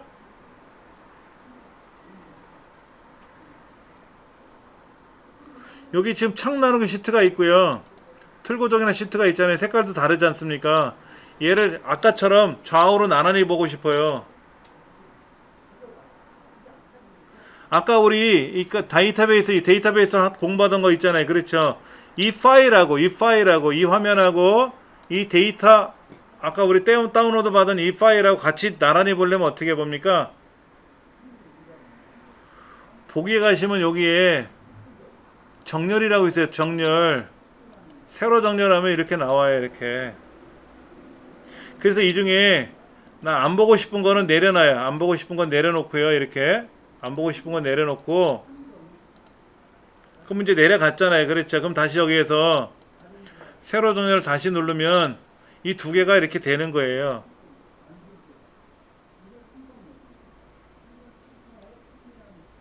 가로 정렬, 세로 정렬이란 개념 한 번도 안 해보셨습니까? 여기 바탕화면에요. 바탕화면에 지금 제가 여기다가 인터넷 창 하나 열어놓고 그 다음에 엑셀 창을 열어놓으려 그래요. 또는 내 컴퓨터 창을 열어놓으려 그래. 그러면 반반 나눠야 될 거 아닙니까? 그럼 얘를 이렇게 끌고 오른쪽 벽에 가서 부닥치면 오른쪽 절반이 오고요. 얘를 끌어다가 이렇게 끌어다가 요 화살표가 왼쪽 벽에 부닥치면 왼쪽 절반이 되거든요. 그 반반 나눠서 볼 수도 있어요. 그런 방법이 있고요. 또 하나는 방법은 뭐가 있냐면 이렇게 열어놨는데 여기 가서 여기는 보는 방법이 화면을 가로 자동 정렬이냐 이런 것만 있지 않습니까? 그러면 얘하고 둘을 열어놨을 때 밑에 작업 표시줄이 있잖아요. 작업 표시줄 밑에 작업 표시줄이 있잖아요. 그럼 거기 가서 오른쪽 누르면 요렇게 세로 정렬해 갖고 이렇게 둘로 나눠서 볼 수도 있어요. 예전에 이렇게 봤었어요. 이렇게 보려니까 너무 어려워서 얘를 어떻게 했냐면 창을 제목 표시를 아시죠? 제목 표시를 마우스로 당기면 이전 크기. 요거 우리 아시잖아. 이거 이거는 1995년도 기술이에요. 요거는. 그리고 여기 요거 보이세요? 제목줄. 이 제목줄을 더블 클릭하면 전체, 다시 더블 클릭하면 이전. 이건 98년도. 근데 보세요. 제가 많이 열어놨잖아요. 지금요. 굉장히 많이 뭘 열어놨지 않습니까? 이렇게 열어놨는데 여기 있는 창들 이거 다 내려놓고 싶어. 그럼 얘를요 흔드세요. 제목 표시 잡고 좌우로 흔들면, 이거 좌우로 흔들면 얘네들 다 밑으로 내려가요. 윈도우 10에서. 자, 얘를 붙잡고요. 이거를 좌우로 보세요. 윈도우 7도 되죠? 다시 좌우로 흔들어 볼까요? 다시 올라왔죠? 얘를 좌우로 흔들면 좌우로 이렇게 흔드니까 아래로 다 내려가잖아요. 그렇죠? 이렇게 창을 좌우로 정렬하는 기능이 있는데 문제는 그게 아니라 지금 얘하고 원래는 창이 전체 창으로 돼 있었잖아요. 이렇게. 여기 자세히 보시면 요거 얘는 엑셀 창을 크게 하느냐 작게 하느냐고. 요 밑에 있는 요거는 현재 내가 보고 있는 이 파일 이 파일을 어떻게 볼 거냐를 보는 거죠. 그래서 여기에 지금 여러 개가 지금 작업 중에 있는데 이렇게 이렇게 여기 있는데 얘를 내려놓고 나서 뭐 3개가 필요하면 3개를 띄워놓고 보기에 가서 모두 정렬해 가서 가로 정렬하면 얘가 가로로 나타나는 거고 세로 정렬하면 세로 정렬이 되는 거예요. 이 중에 보고 싶지 않은 거는 내려놓고 얘를 선택하고 내려놓고 다시 모두 정렬해 가서 세로 정렬하면 얘가 파일이 서로 다른 거는 돼요. 그리고 2013서부터는요. 자, 엑셀 안에 얘가 다 들어있잖아요. 근데 2013서부터는 지금 제가 엑셀을 몇 개 열어놨냐면 하나, 둘, 셋, 넷, 5개를 열어놨단 말이에요. 엑셀 화면을. 얘가 별도로 작동이 된다고요. 모니터가 2개, 3개가 되면 이 창을 당겨 가지고 왼쪽이나 오른쪽으로 끌고 간단 말이에요.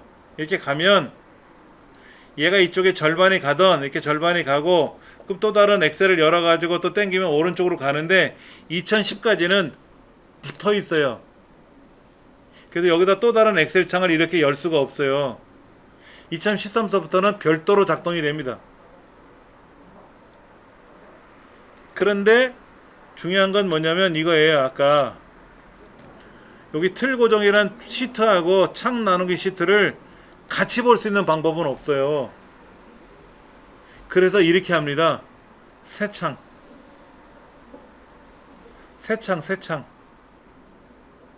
여기 지금 틀 고정도 있고 창 나누기도 있고 셀 참조도 있잖아요. 얘를 같이 다 보려면 새 창을 한 번, 2번 이렇게 해야 돼요.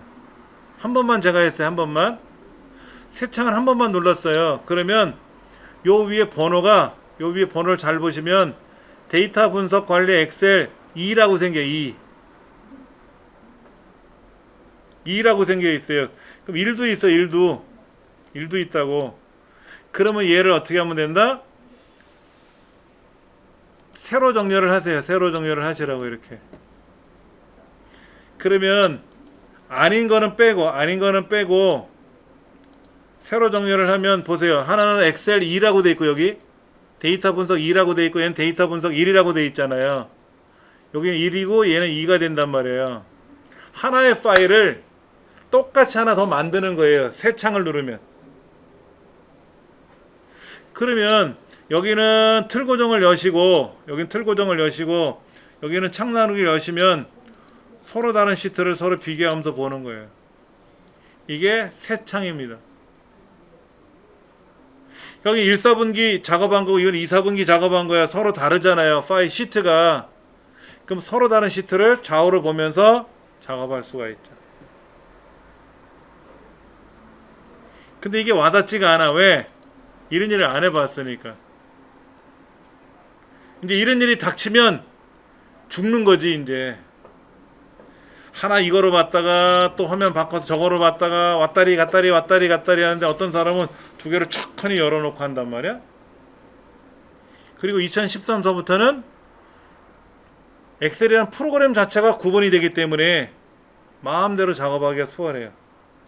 여기는 지금 파일 안에 시트가 따로따로 열려 있는 거예요. 이렇게 엑셀이라는 프로그램 밑에 데이터베이스라는 엑셀이라는 통합 문서가 별도로 되어 있는 거잖아요. 2013 넘어가면 엑셀이라는 프로그램 별도로 구분이 되기 때문에 수월해진다. 얘는 움직이면 엑셀에는 지금 열려 있는 게 다 통째로 움직이는 겁니다. 그렇게 작업할 수가 있어요. 네. 그리고 이제 여기에서 X를 닫을 거 아닙니까? 이 둘 중에 하나를 닫으면 하나가 사라지고 하나만 쓰는 건데 잘 보세요. 여기에서 얘를 삭제하면 제가 삭제를 눌렀어요. 이렇게 삭제를 누르면 여기서도 삭제가 되죠. 안 되지. 함부로 삭제하면 안 되지. 비교해서 보는 것 뿐이지 원 데이터가 지워지면 딴 데이터 다 지워져요. 얘를 하나 닫을 거 아닙니까? 그럼 이제 얘가 원래 거잖아요. 원래 거. 데이터가 지워지던 추가가 되던 간에 삭제가 되면 둘 다 삭제가 되고 추가되면 같이 추가가 되겠죠. 그 다음에 여기 있는 네모를 누르면 전체가 되는 거예요. 다시 한번 보여드리면요. 이렇게 당겨가지고 얘를 왼쪽에 갖다 붙이면 왼쪽 절반, 인터넷은 열어가지고 당겨가지고 이 마우스 포인터가 오른쪽 벽에 닿으면 오른쪽 절반, 이렇게 움직이는 게 윈도우 7의 새로운 기술이에요. 윈도우 7의 새로운 기술이라서, 아니면 이렇게 하셔도 됩니다. 컨트롤 알트 키 누르고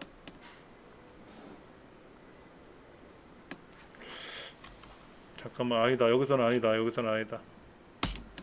컨트롤 쉬프트, 잠깐만, 틈 정정. 로고 키 있죠. 로고 키, 윈도우 키 있잖아요. 걔 누르고 왼쪽 화살표, 그 왼쪽 절반 가죠. 인터넷 열어놓고 나서 윈도우 키 누르고 오른쪽 화살표, 그럼 오른쪽 절반 가죠. 그 다음에 윈도우 키 누르고 위 방향 화살표 누르면 전체 창 돼요. 위 올라가는 화살표 누르면. 예. 자, 얘를 클릭하고 로고 플러스 위 방향, 그럼 전체 창이 되니까.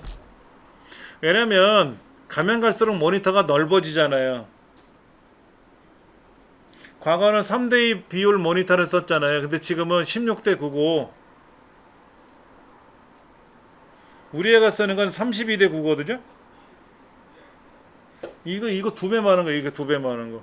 모니터 하나가 이렇게 2배 많아. 되게 넓어요. 전축 설계하는 것 때문에. 32대 9, 16대 9, 그 다음에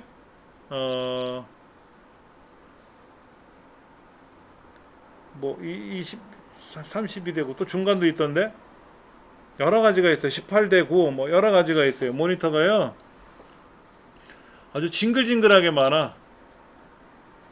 잠깐만, 제가 그거를 보여드릴게요. 뜬금없이 제가 모니터를 설명하는데, 여러분 여기 가면 컴퓨터 용품만 파는 데가 있어요. 그럼 모니터에 가셔서 여러분 모니터를 구매하실 때 주의사항이 그거야. 어떤 모니터를 쓰실 거냐를 보셔야 되는데, 자 여기 보시면 16대 9라고 써 있고요. 16대 9, 16대 9, 그렇죠? 16대 9. 그 여기는 무결점이라고 돼 있죠. 무결점은 액정이 하나도 고장이 안 난다는 뜻이에요. 1년 이내에 고장이 나면 새 제품으로 바꿔주는 거예요. 그리고 모니터는 특성상 공장에서 생산이 되면은요, 딱 켰을 때 바늘로 콕 찔러 놓은 것처럼 깨진 데가 몇 군데가 있을 수도 있어요. 그게 액정이 깨졌다고 하는 건데, 무결점은 그게 없다는 뜻입니다. 그러니까 무결점은 좀 비싸요. 무결점 이런 거 있잖아요, 그렇죠? 예, 무결점이 있지 않습니까? 무결점이라고 써 있죠. 그 다음에 MHL이라는 건 뭐냐면, 스마트폰하고 모니터를 연결하면 스마트폰 화면이 모니터에 떠요. 그럼 스마트폰 갖고 조정하면 대형 모니터, 큰 모니터로 화면이 뜨니까 게임을 하거나 뭐 내가 스마트폰으로 촬영한 영상을 본다거나 사진 볼 때 좋죠. 아무래도 화면이 커지니까. 유선 연결하는 게 그게 MHL 기능이에요. 여기 MHL 기능이라고 그런 게 있어요. 여기 보시면 이렇게 MHL이라고 되어 있는 데다 꽂으면 이렇게 스마트폰의 내용이 모니터로 연결되는 게 MHL 기능입니다. 그 다음에 제로 베젤 이런 거는 이제 옆 사이드가 없다라는 얘기겠지. 베젤이라는 의미는 아실 테니까 제가 이건 이제 게이밍으로 나온 거니까 게이밍이 좋아요. 게이밍이란 모니터가 훨씬 좋습니다. 비싸서 그렇지. 그 다음에 모니터에는요, 보세요, 이거 QHD, 여기 보면 울트라 HD 종류가 되게 많아요. 이건 뭐야? 8K도 있어요. 8K 모니터가 나왔나? 아, 있구나. 8000 해상도라고요. 이번에 삼성하고 LG가 8000 해상도 텔레비전을 새로 출시했잖아요. 얼마나 선명한지 몰라요. 네. 근데 모니터가 못 살 것 같아. 그렇죠? 너무 비싸요. 그 다음에 우리가 가장 많이 쓰는 게 뭐 요즘 새로 나오는 게 이제 5000 해상도 5K.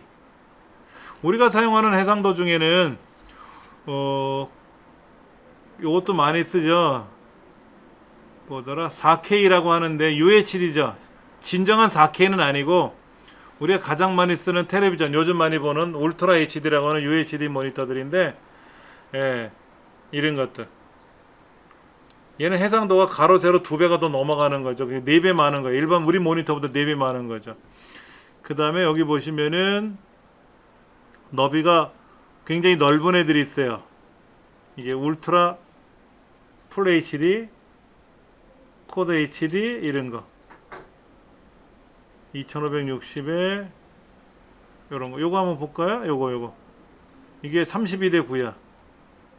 어우, 이야. 넓죠? 널찍하죠. 게임할 때 좋죠. 게임하면 왼쪽 오른쪽에 누가 있는지를 그냥 보이잖아. 예전에는 왔다리 갔다리 해야 되는데 이거로 인터넷 하면요 진짜 답답해요. 여기에 엑셀 화면 4개를 그냥 세로로 나열할 수 있는데, 우리 모니터가 지금 세로로 2개 나열하잖아요. 그렇죠. 이 화면이 하나 더 있는 거니까 4개를 놓고 쓸 수가 있죠. 저도 하나 살라 그래요.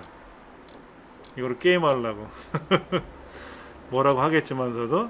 그 다음에 모니터를 고르실 때는 여러가지 용어들이 나와 있는데, 아까 제가 피벗 이런 거 얘기했었잖아요. 피벗이 되는지 안 되는지도 확인하셔야 돼요. 피벗이 되는 모니터 같으면은 모니터가 움직이는 거예요. 피벗은 모니터가 가로 세로로 돌아가는 거니까 이거 보셔야 돼요. 요거 이제 이렇게 여기 보면 플리커 풀이니 블루라이트 차단이니 뭐 여러 가지 기능들이 있는데, 피벗이 지원이 되면, 여기 피벗이 지원이 된다는 얘기는 모니터가 가로 세로, 우리 모니터가 지금 그렇게 돼 있어요. 요런 모니터를 쓴다든지 뭐 요런 거. 그 다음에 높낮이 조절, 당연히 피벗은 높낮이 조절이 됩니다. 높낮이 조절이 돼야 가로로 돌리고 세로로 돌리죠. 틸트는 뭐예요? 틸트 이렇게 꺾는 거, 이렇게 앞뒤로 꺾는 거. 이렇게 앞으로 보고 뒤로 꺾어야 되잖아요. 노트북 접히듯이 꺾이는 게 틸트고요. 스위블은 모니터를 돌리면 받침대는 가만히 있는데 몸통이 돌아가는 거.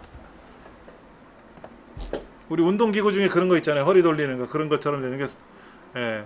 이런 것들을 여러분이 좀 아시면 구매하실 때 좀 도움이 많이 되겠죠. 너무 비싼 거 구매하지 마시고 또 너무 저렴한 거 하지 마시고 성능을 보시고 하셔야 돼. 예, 그리고 블루라이트 차단되는 기능이 있는 거를 구매하시면 아무래도 눈이 덜 필요하고, 저처럼 블루라이트 차단되는 기능이 들어가 있는 안경을 쓰시면 아무래도 눈이 좀 덜 필요할 수는 있겠죠. 그렇죠? 그런 것들도 잠깐 말씀을 드렸습니다. 자, 목표값 찾기를 한번 볼게요. 목표값 발음도 안 되네 오늘따라. 예, 목표값 찾기라고 하는 걸 한번 해볼 겁니다. 그 전 거는 우리가 배웠기 때문에 시간이 되면 설명드리고요. 예, 목표값 찾기를 한번 해볼 거예요. 자, 목표값 찾기는 뭐냐면은요, 이거예요. 지금 여기 데이터를 자세히 보시면 판매가가 있고 수량이 있고요. 이거는 전기 매출액이에요. 이만큼 전기에 팔았는데 후기 예상하는 금액을 보는 거예요. 후기 예상. 그랬더니 사장님이 보시고 이거를 3억 정도로 올리면 어떻게 했느냐. 이게 3억 정도로. 3억이 맞나? 3천원이야? 3억이야? 30억인. 숫자를 너무 많이 썼나 보다. 자, 이게 3억이죠. 그렇죠? 2억 8,900만원어치 지금 예상 매출을 보고 있는 거예요. 전반기에는 2억 4,500만원 매출을 올렸지 않습니까? 근데 마케팅별로 올라온 걸 보니까 합쳐서 2억 8,900만원 정도 하반기에는 예상을 해봅니다 라고 했더니 사장님이 보시더니 우리 3억으로 좀 끌어올려 봅시다. 지 맘대로. 그러면 이런 거죠. 그러면 종류는 이거예요. 판매가를 올리던 수량을 올리던, 뭐 코로나 때문에 뭐 안 망하면 다행이지만 그런 게 없었다는 전자에 지금 그래 치맥 좋다 이거야. 그러니까 맥주 이거를 많이 팔릴 것 같아. 한 3,000개? 그 3억이 아직 안 됐네? 그렇다고 얘 조금 각각 수량을 변경할 수는 없어요. 엑셀에서. 그렇게 계산하는 함수는 따로 있습니다. 기능이. 여기서는 하나만 선택하는 거예요. 자, 그러면 수량을 변경할래? 금액을 변경할래? 결정을 하나 줘야지. 어느 건수에 대해서, 맥주에 대해서, 콜라에 대해서, 오징어에 대해서, 어떤 거에 대해서 결론을 하나 짓자 이거죠. 그러면 제가 아까 얘를 3,000원 잡았더니 아직 500만원 부족하잖아요. 그러면 3,500개를 팔면, 3,600개를 팔면, 3,700개를 팔면, 3,800개를 팔면, 3,900개를 팔면 딱 3억은 아니잖아 또. 이게 쉽게 말해서 대충 찍어서는 해결이 안 되는 거야. 요게 딱 3억이 되려면 요거 제가 색깔을 바꿔봤는데 얘를 몇 개로 조정하면 딱 3억이 될까요? 그러면 금액이 바뀌면서 합계가 바뀔 거니까 그게 목표값 찾기라는 거예요. 일반적으로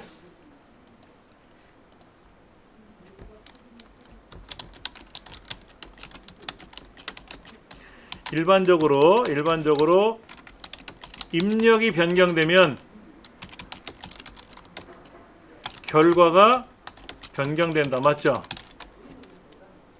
근데 목표값 찾기는 뭐냐면요, 결과를 변경하기 위해서 입력을 바꾸는 거예요. 거꾸로. 좀 특이하죠? 그렇죠? 그러면 원하는 데이터가 어딘지는 아무데나 클릭해 놓으셔도 돼요. 아무데나 클릭해 놓으시고 데이터란 메뉴에 가셔가지고 가상 분석 목표값 찾기를 해보는 겁니다. 가상 분석, 가상으로 꾸며보는 거예요. 목표값 찾기를 딱 누르면 이때 수식이 어디냐고 물어봤는데 아까 여기 2억 8,900만 원 자리를 보니까 매출 금액, 예상 매출 금액의 합계가 적혀 있었거든요. 여기에 수식이 들어 있었어요. 이 자리에. 그냥 키보드로 2억 8,900만 원 쓴 게 아니란 얘기죠. 그러면 그 자리 값이 얼마가 됐으면 좋겠다? 3억이 됐으면 좋겠대요. 아니면 3억이 적혀 있는 데를 클릭해도 되고 클릭해도 되는데 클릭이 안 되잖아요, 지금요. 여기다가 300 000 000 하고 쓰셔야 돼. 일일이 다 쓰셔야 돼. 얘를 클릭해 주면 좋을 텐데 스피커에서 오류 메시지가 뽕뽕뽕 나거든요. 그러면 결과를 바꾸려면 입력이 바뀌어야 된다고 했잖아요. 그 바꿀 셀이 뭐냐 이거죠. 아까 제가 노랗게 칠한 자리이고 2,000개인데 얘가 몇 개로 바뀌면 이 금액이 바뀌고 금액이 바뀌면서 합계가 바뀔 거 아닙니까? 그거를 확인 눌러주면 3,833개였대. 이걸 어떻게 맞춰 우리가? 일일이 대충 못 맞추잖아요. 그래서 맞으면 확인 아니면 취소해요. 그 확인 누르면 그래 이번에 맥주 날도 더워진다니까 올해는 그래 맥주를 2,000개 예상했는데 전반기 1,700개에서 그래 더블로 한번 늘려보자. 더블 이상으로 늘려서 올 하반기에는 많이 팔아가지고 3억 만들어 봅시다 라고 사장이 혼자 껄껄대고 웃는 거죠. 요럴 때 쓰는 게 목표값 찾기예요. 그러니까 만약에 수량 이거를 다 조금씩 바꿔가면서 합계가 3억이 되면 더 좋을 텐데 그렇게 하는 거는 이 메뉴판 어디에도 없어요. 여러 해 찾기라고 있어요. 여기서 중요한 거는 하나의 항목을 변경함으로써 결과를 처리하는 거예요. 여러 항목을 변경할 수 없다 이거죠. 근데 여러 해 찾기라고 하는 기능이 있어요. 이 기능을 이용하면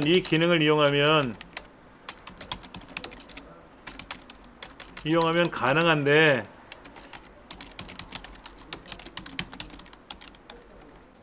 근데 이제 이런 거를 이용하면 옵션에 가서 여기 추가 기능에 들어가면 해찾기 추가 기능이라는 거를 이동 눌러 가지고 여기 있는 거죠. 해찾기 추가 기능 이거를 이용해서 확인 누르면 해찾기 기능 여기 하나 생기는 거예요. 이렇게. 그럼 여기에 대해서 뭐를 이렇게 뭐 여러 가지를 넣어줘야 되는데 용어 자체도 어려워요. 네. 괜한 얘기를 했네. 안 드리는 게 좋았을 텐데. 네. 해찾기 기능. 네. 어렵다. 그렇게 결론을 내릴게요. 예. 그 다음에 데이터 표를 한번 가볼게요. 데이터 표. 이중.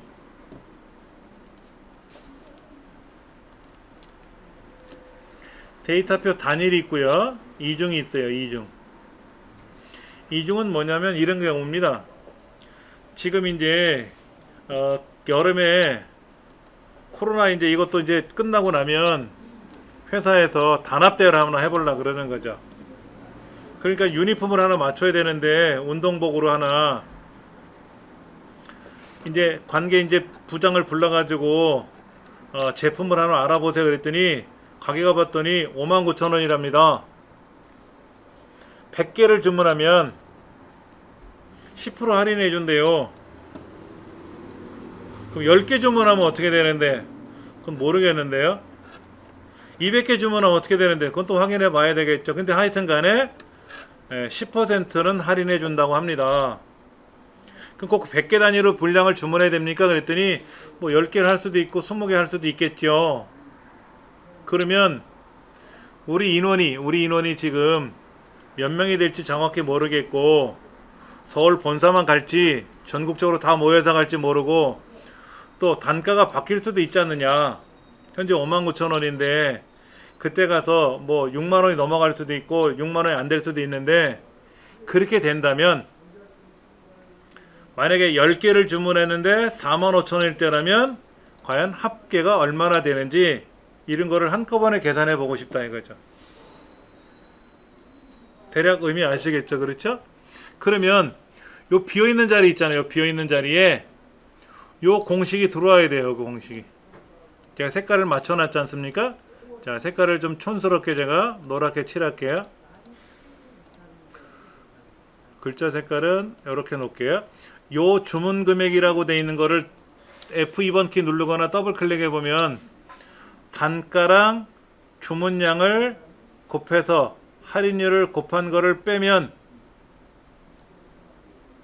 할인 금액을 빼주면 할인 금액은 10%를 곱한 게 할인 금액이니까 원래는 590만 원인데 59만 원 할인하니까 531만 원 된 거 아닙니까? 요 공식이 요 자리에도 똑같이 들어가야 돼요. 그러면 얘를 더블 클릭을 해서 얘를 복사한 거를 여기다가 붙여도 되고요. 제일 쉬운 거는 여기다 클릭하고 나서 는 안 보이니까 제가 는 하고 얘를 가리키면 돼요. 그게 제일 빨라요. 책에는 종종 이 자리를 이렇게 블럭 잡아서 복사하고 여기다가 붙이기 누르면 여기 공식이 그대로 따라 들어가잖아요. 이렇게 할 필요 없이 는 하고 얘를 가리키면 돼요. 그러면 얘나 쟤나 똑같은 공식이 들어갔고요. 요 색깔이 보이기가 불편하시면 글자 색깔을 바꾸시면 돼요. 뭐 같은 노란색으로 바꿔버리면 안 보이겠죠. 그렇죠? 이거야 뭐 여러분들 원하시는 대로 하시면 되죠. 첫 번째 할 일은 요 데이터 표라고 하는 걸 하기 위한 첫 번째 칸에 있는 항목에다가 어떤 공식인가를 꼭 써줘야 돼요. 자, 그러면 블럭 잡을게요. 데이터에 가서 가상 분석 데이터 표로 갈 겁니다.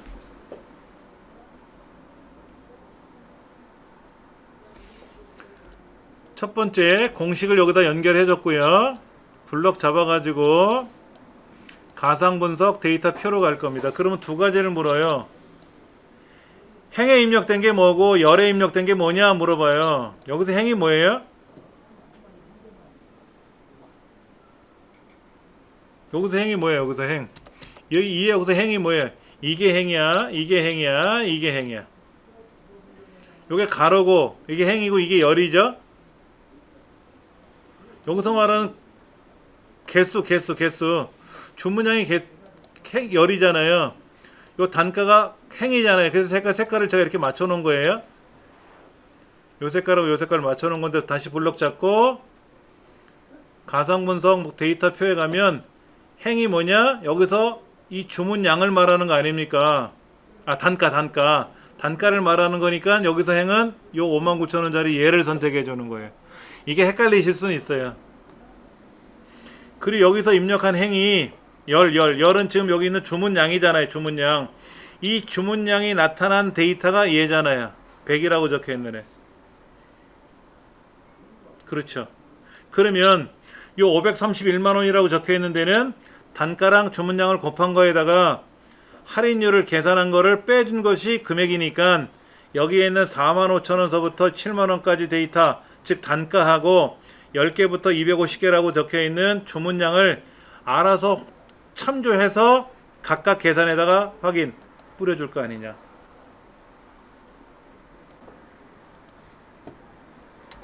여기 비어있는 자리는 는을 써서 이 주문 금액을 계산해 주면 되고요.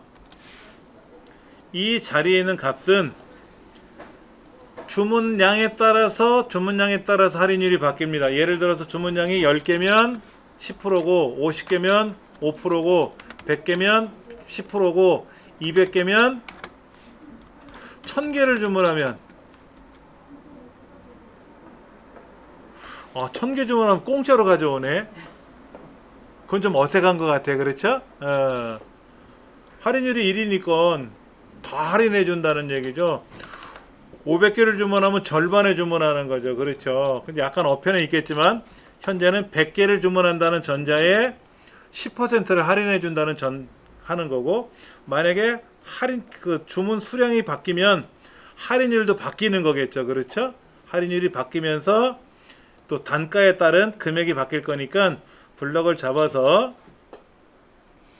데이터 메뉴에 가서 가상 분석 데이터 표에 가서 이때 가로는 단가가 될 거고 세로는 주문량이 될 거니까 이 주문량은 변하게 되겠죠. 그렇죠? 그래서 현재는 100개지만 수량이 10개 같으면 얘가 1%만 적용이 되겠죠. 그렇죠?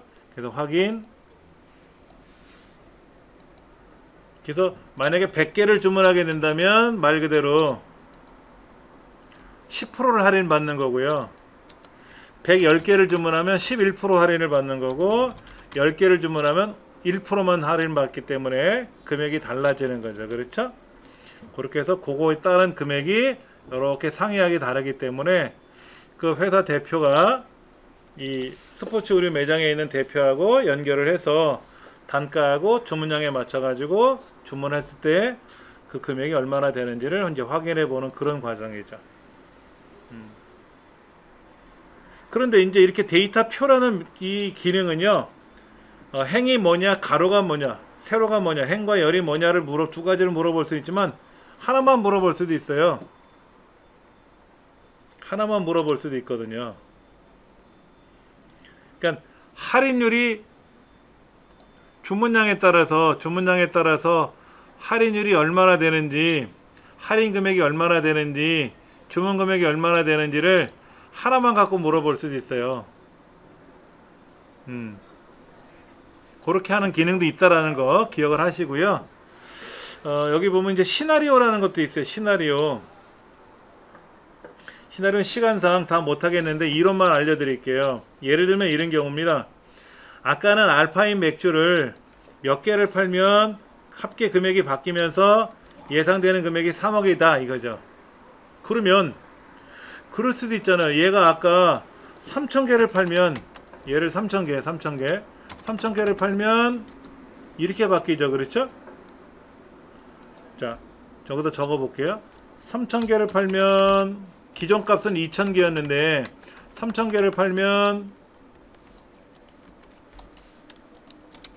이렇게 바뀌는 거고, 정정 295,000,000 이렇게 되는 거고, 이게 만약에 2,000개였으면 289,000,000 이렇게 되는 거죠. 그런데 이제 그런 경우도 있잖아요. 사장님, 이게요 1,000개를 더 이상 팔면은 매출 금액이 올라가겠지만 만약에 이게 1,500개로 줄면 어떻게 됩니까? 이게 1,500개로 줄면 금액이 달라지잖아요. 그렇죠? 286,000,000 이렇게 바뀌잖아요. 그렇죠? 이렇게 바뀌는 경우도 한번 생각해 보자 이거죠. 이거는 현재 값이고 이건 현재고, 그렇죠? 이거는 예상 1이고 이거는 예상 2가 있을 거 아닙니까? 그렇죠? 이렇게 2가 있을 건데 이거를 감안해서 한번 생각해 보자. 이렇게 현재는 2,000개인데 3,000개로 팔 수도 있지만 못 팔 수도 있지 않느냐. 이거를 감안해서 작업하려면 어떻게 하느냐 하는 거죠. 그렇게 하는 게 시나리오예요. 그럼 보세요. 일단은 제가요 간단하게 보여드릴게요. 데이터 가상분석 시나리오 관리자로 들어가서 시나리오를 하나 만들 거예요. 이름을 맥주 판매량으로 한번 고칠 겁니다. 맥주 판매량으로 고치고요. 이름을 만들고요. 이때 변경되는 셀은 요 2,000개짜리예요. 2,000개짜리예요. 그러면 현재 2,000개였을 때가 아니라 3,000개로 되어 있을 때를 하나 만들고, 다시 편집에 들어가서 요거를 맥주 판매량 증가라고 쓸게요. 맥주 판매량 증가라고 쓰고 3,000개였을 때 금액이 나타나고요. 또 하나 맥주 판매량 감소라고 하나 시나리오를 만들 건데 마찬가지로 2,000개 자리가 변경될 건데 이 자리가 만약에 1,500개로 줄면 이렇게 시나리오 두 개를 만들어서 비교해 봅시다 이거죠. 아까는 강압적으로 뭐 3,500개, 뭐 3,700개 늘려라 그랬는데 안 될 수도 있다는 얘기 아닙니까? 그러니까 가상의 상황을 만들어서 꾸며보자. 그러니까는 가상 분석이에요. 그리고 마지막에 꼭 요약을 누르시는 거예요. 요약을 누르시고 나서 이때 결과 셀이 요 금액이죠. 합계 금액. 얘를 선택해주면 이렇게 시나리오가 만들어져요. 시나리오라는 현재 시트 왼쪽에 요약 시트가 하나 생성이 되면서 현재 2,000개일 때는 얼마인데 3,000개로 증가시킨다거나 1,500개로 감소가 되면 각각 금액이 얼마나 변하는지를 보여주는 거예요. 한눈에 일목요연하게 보여주는 거. 요거를 우리는 시나리오다 라고 보통 얘기를 하는 거예요. 예. 대략 이해는 하시겠죠. 그렇죠. 그렇게 해서 우리가 작업을 만들어 나갈 수 있습니다. 나머지 뭐 피벗 테이블이나 고급 필터는 우리가 이제 배운 내용들이 있어서 그거를 이제 우리 교과서로 대체하는 거고요. 우리가 배우지 않았던 것들만 살짝 살펴가지고 우리가 살펴봤습니다. 예. 오늘은 여기까지 해서 수업을 마무리 짓겠고요. 기나긴 기간 동안 공부하시느라 고생 많으셨습니다. 종강하겠습니다. 감사합니다.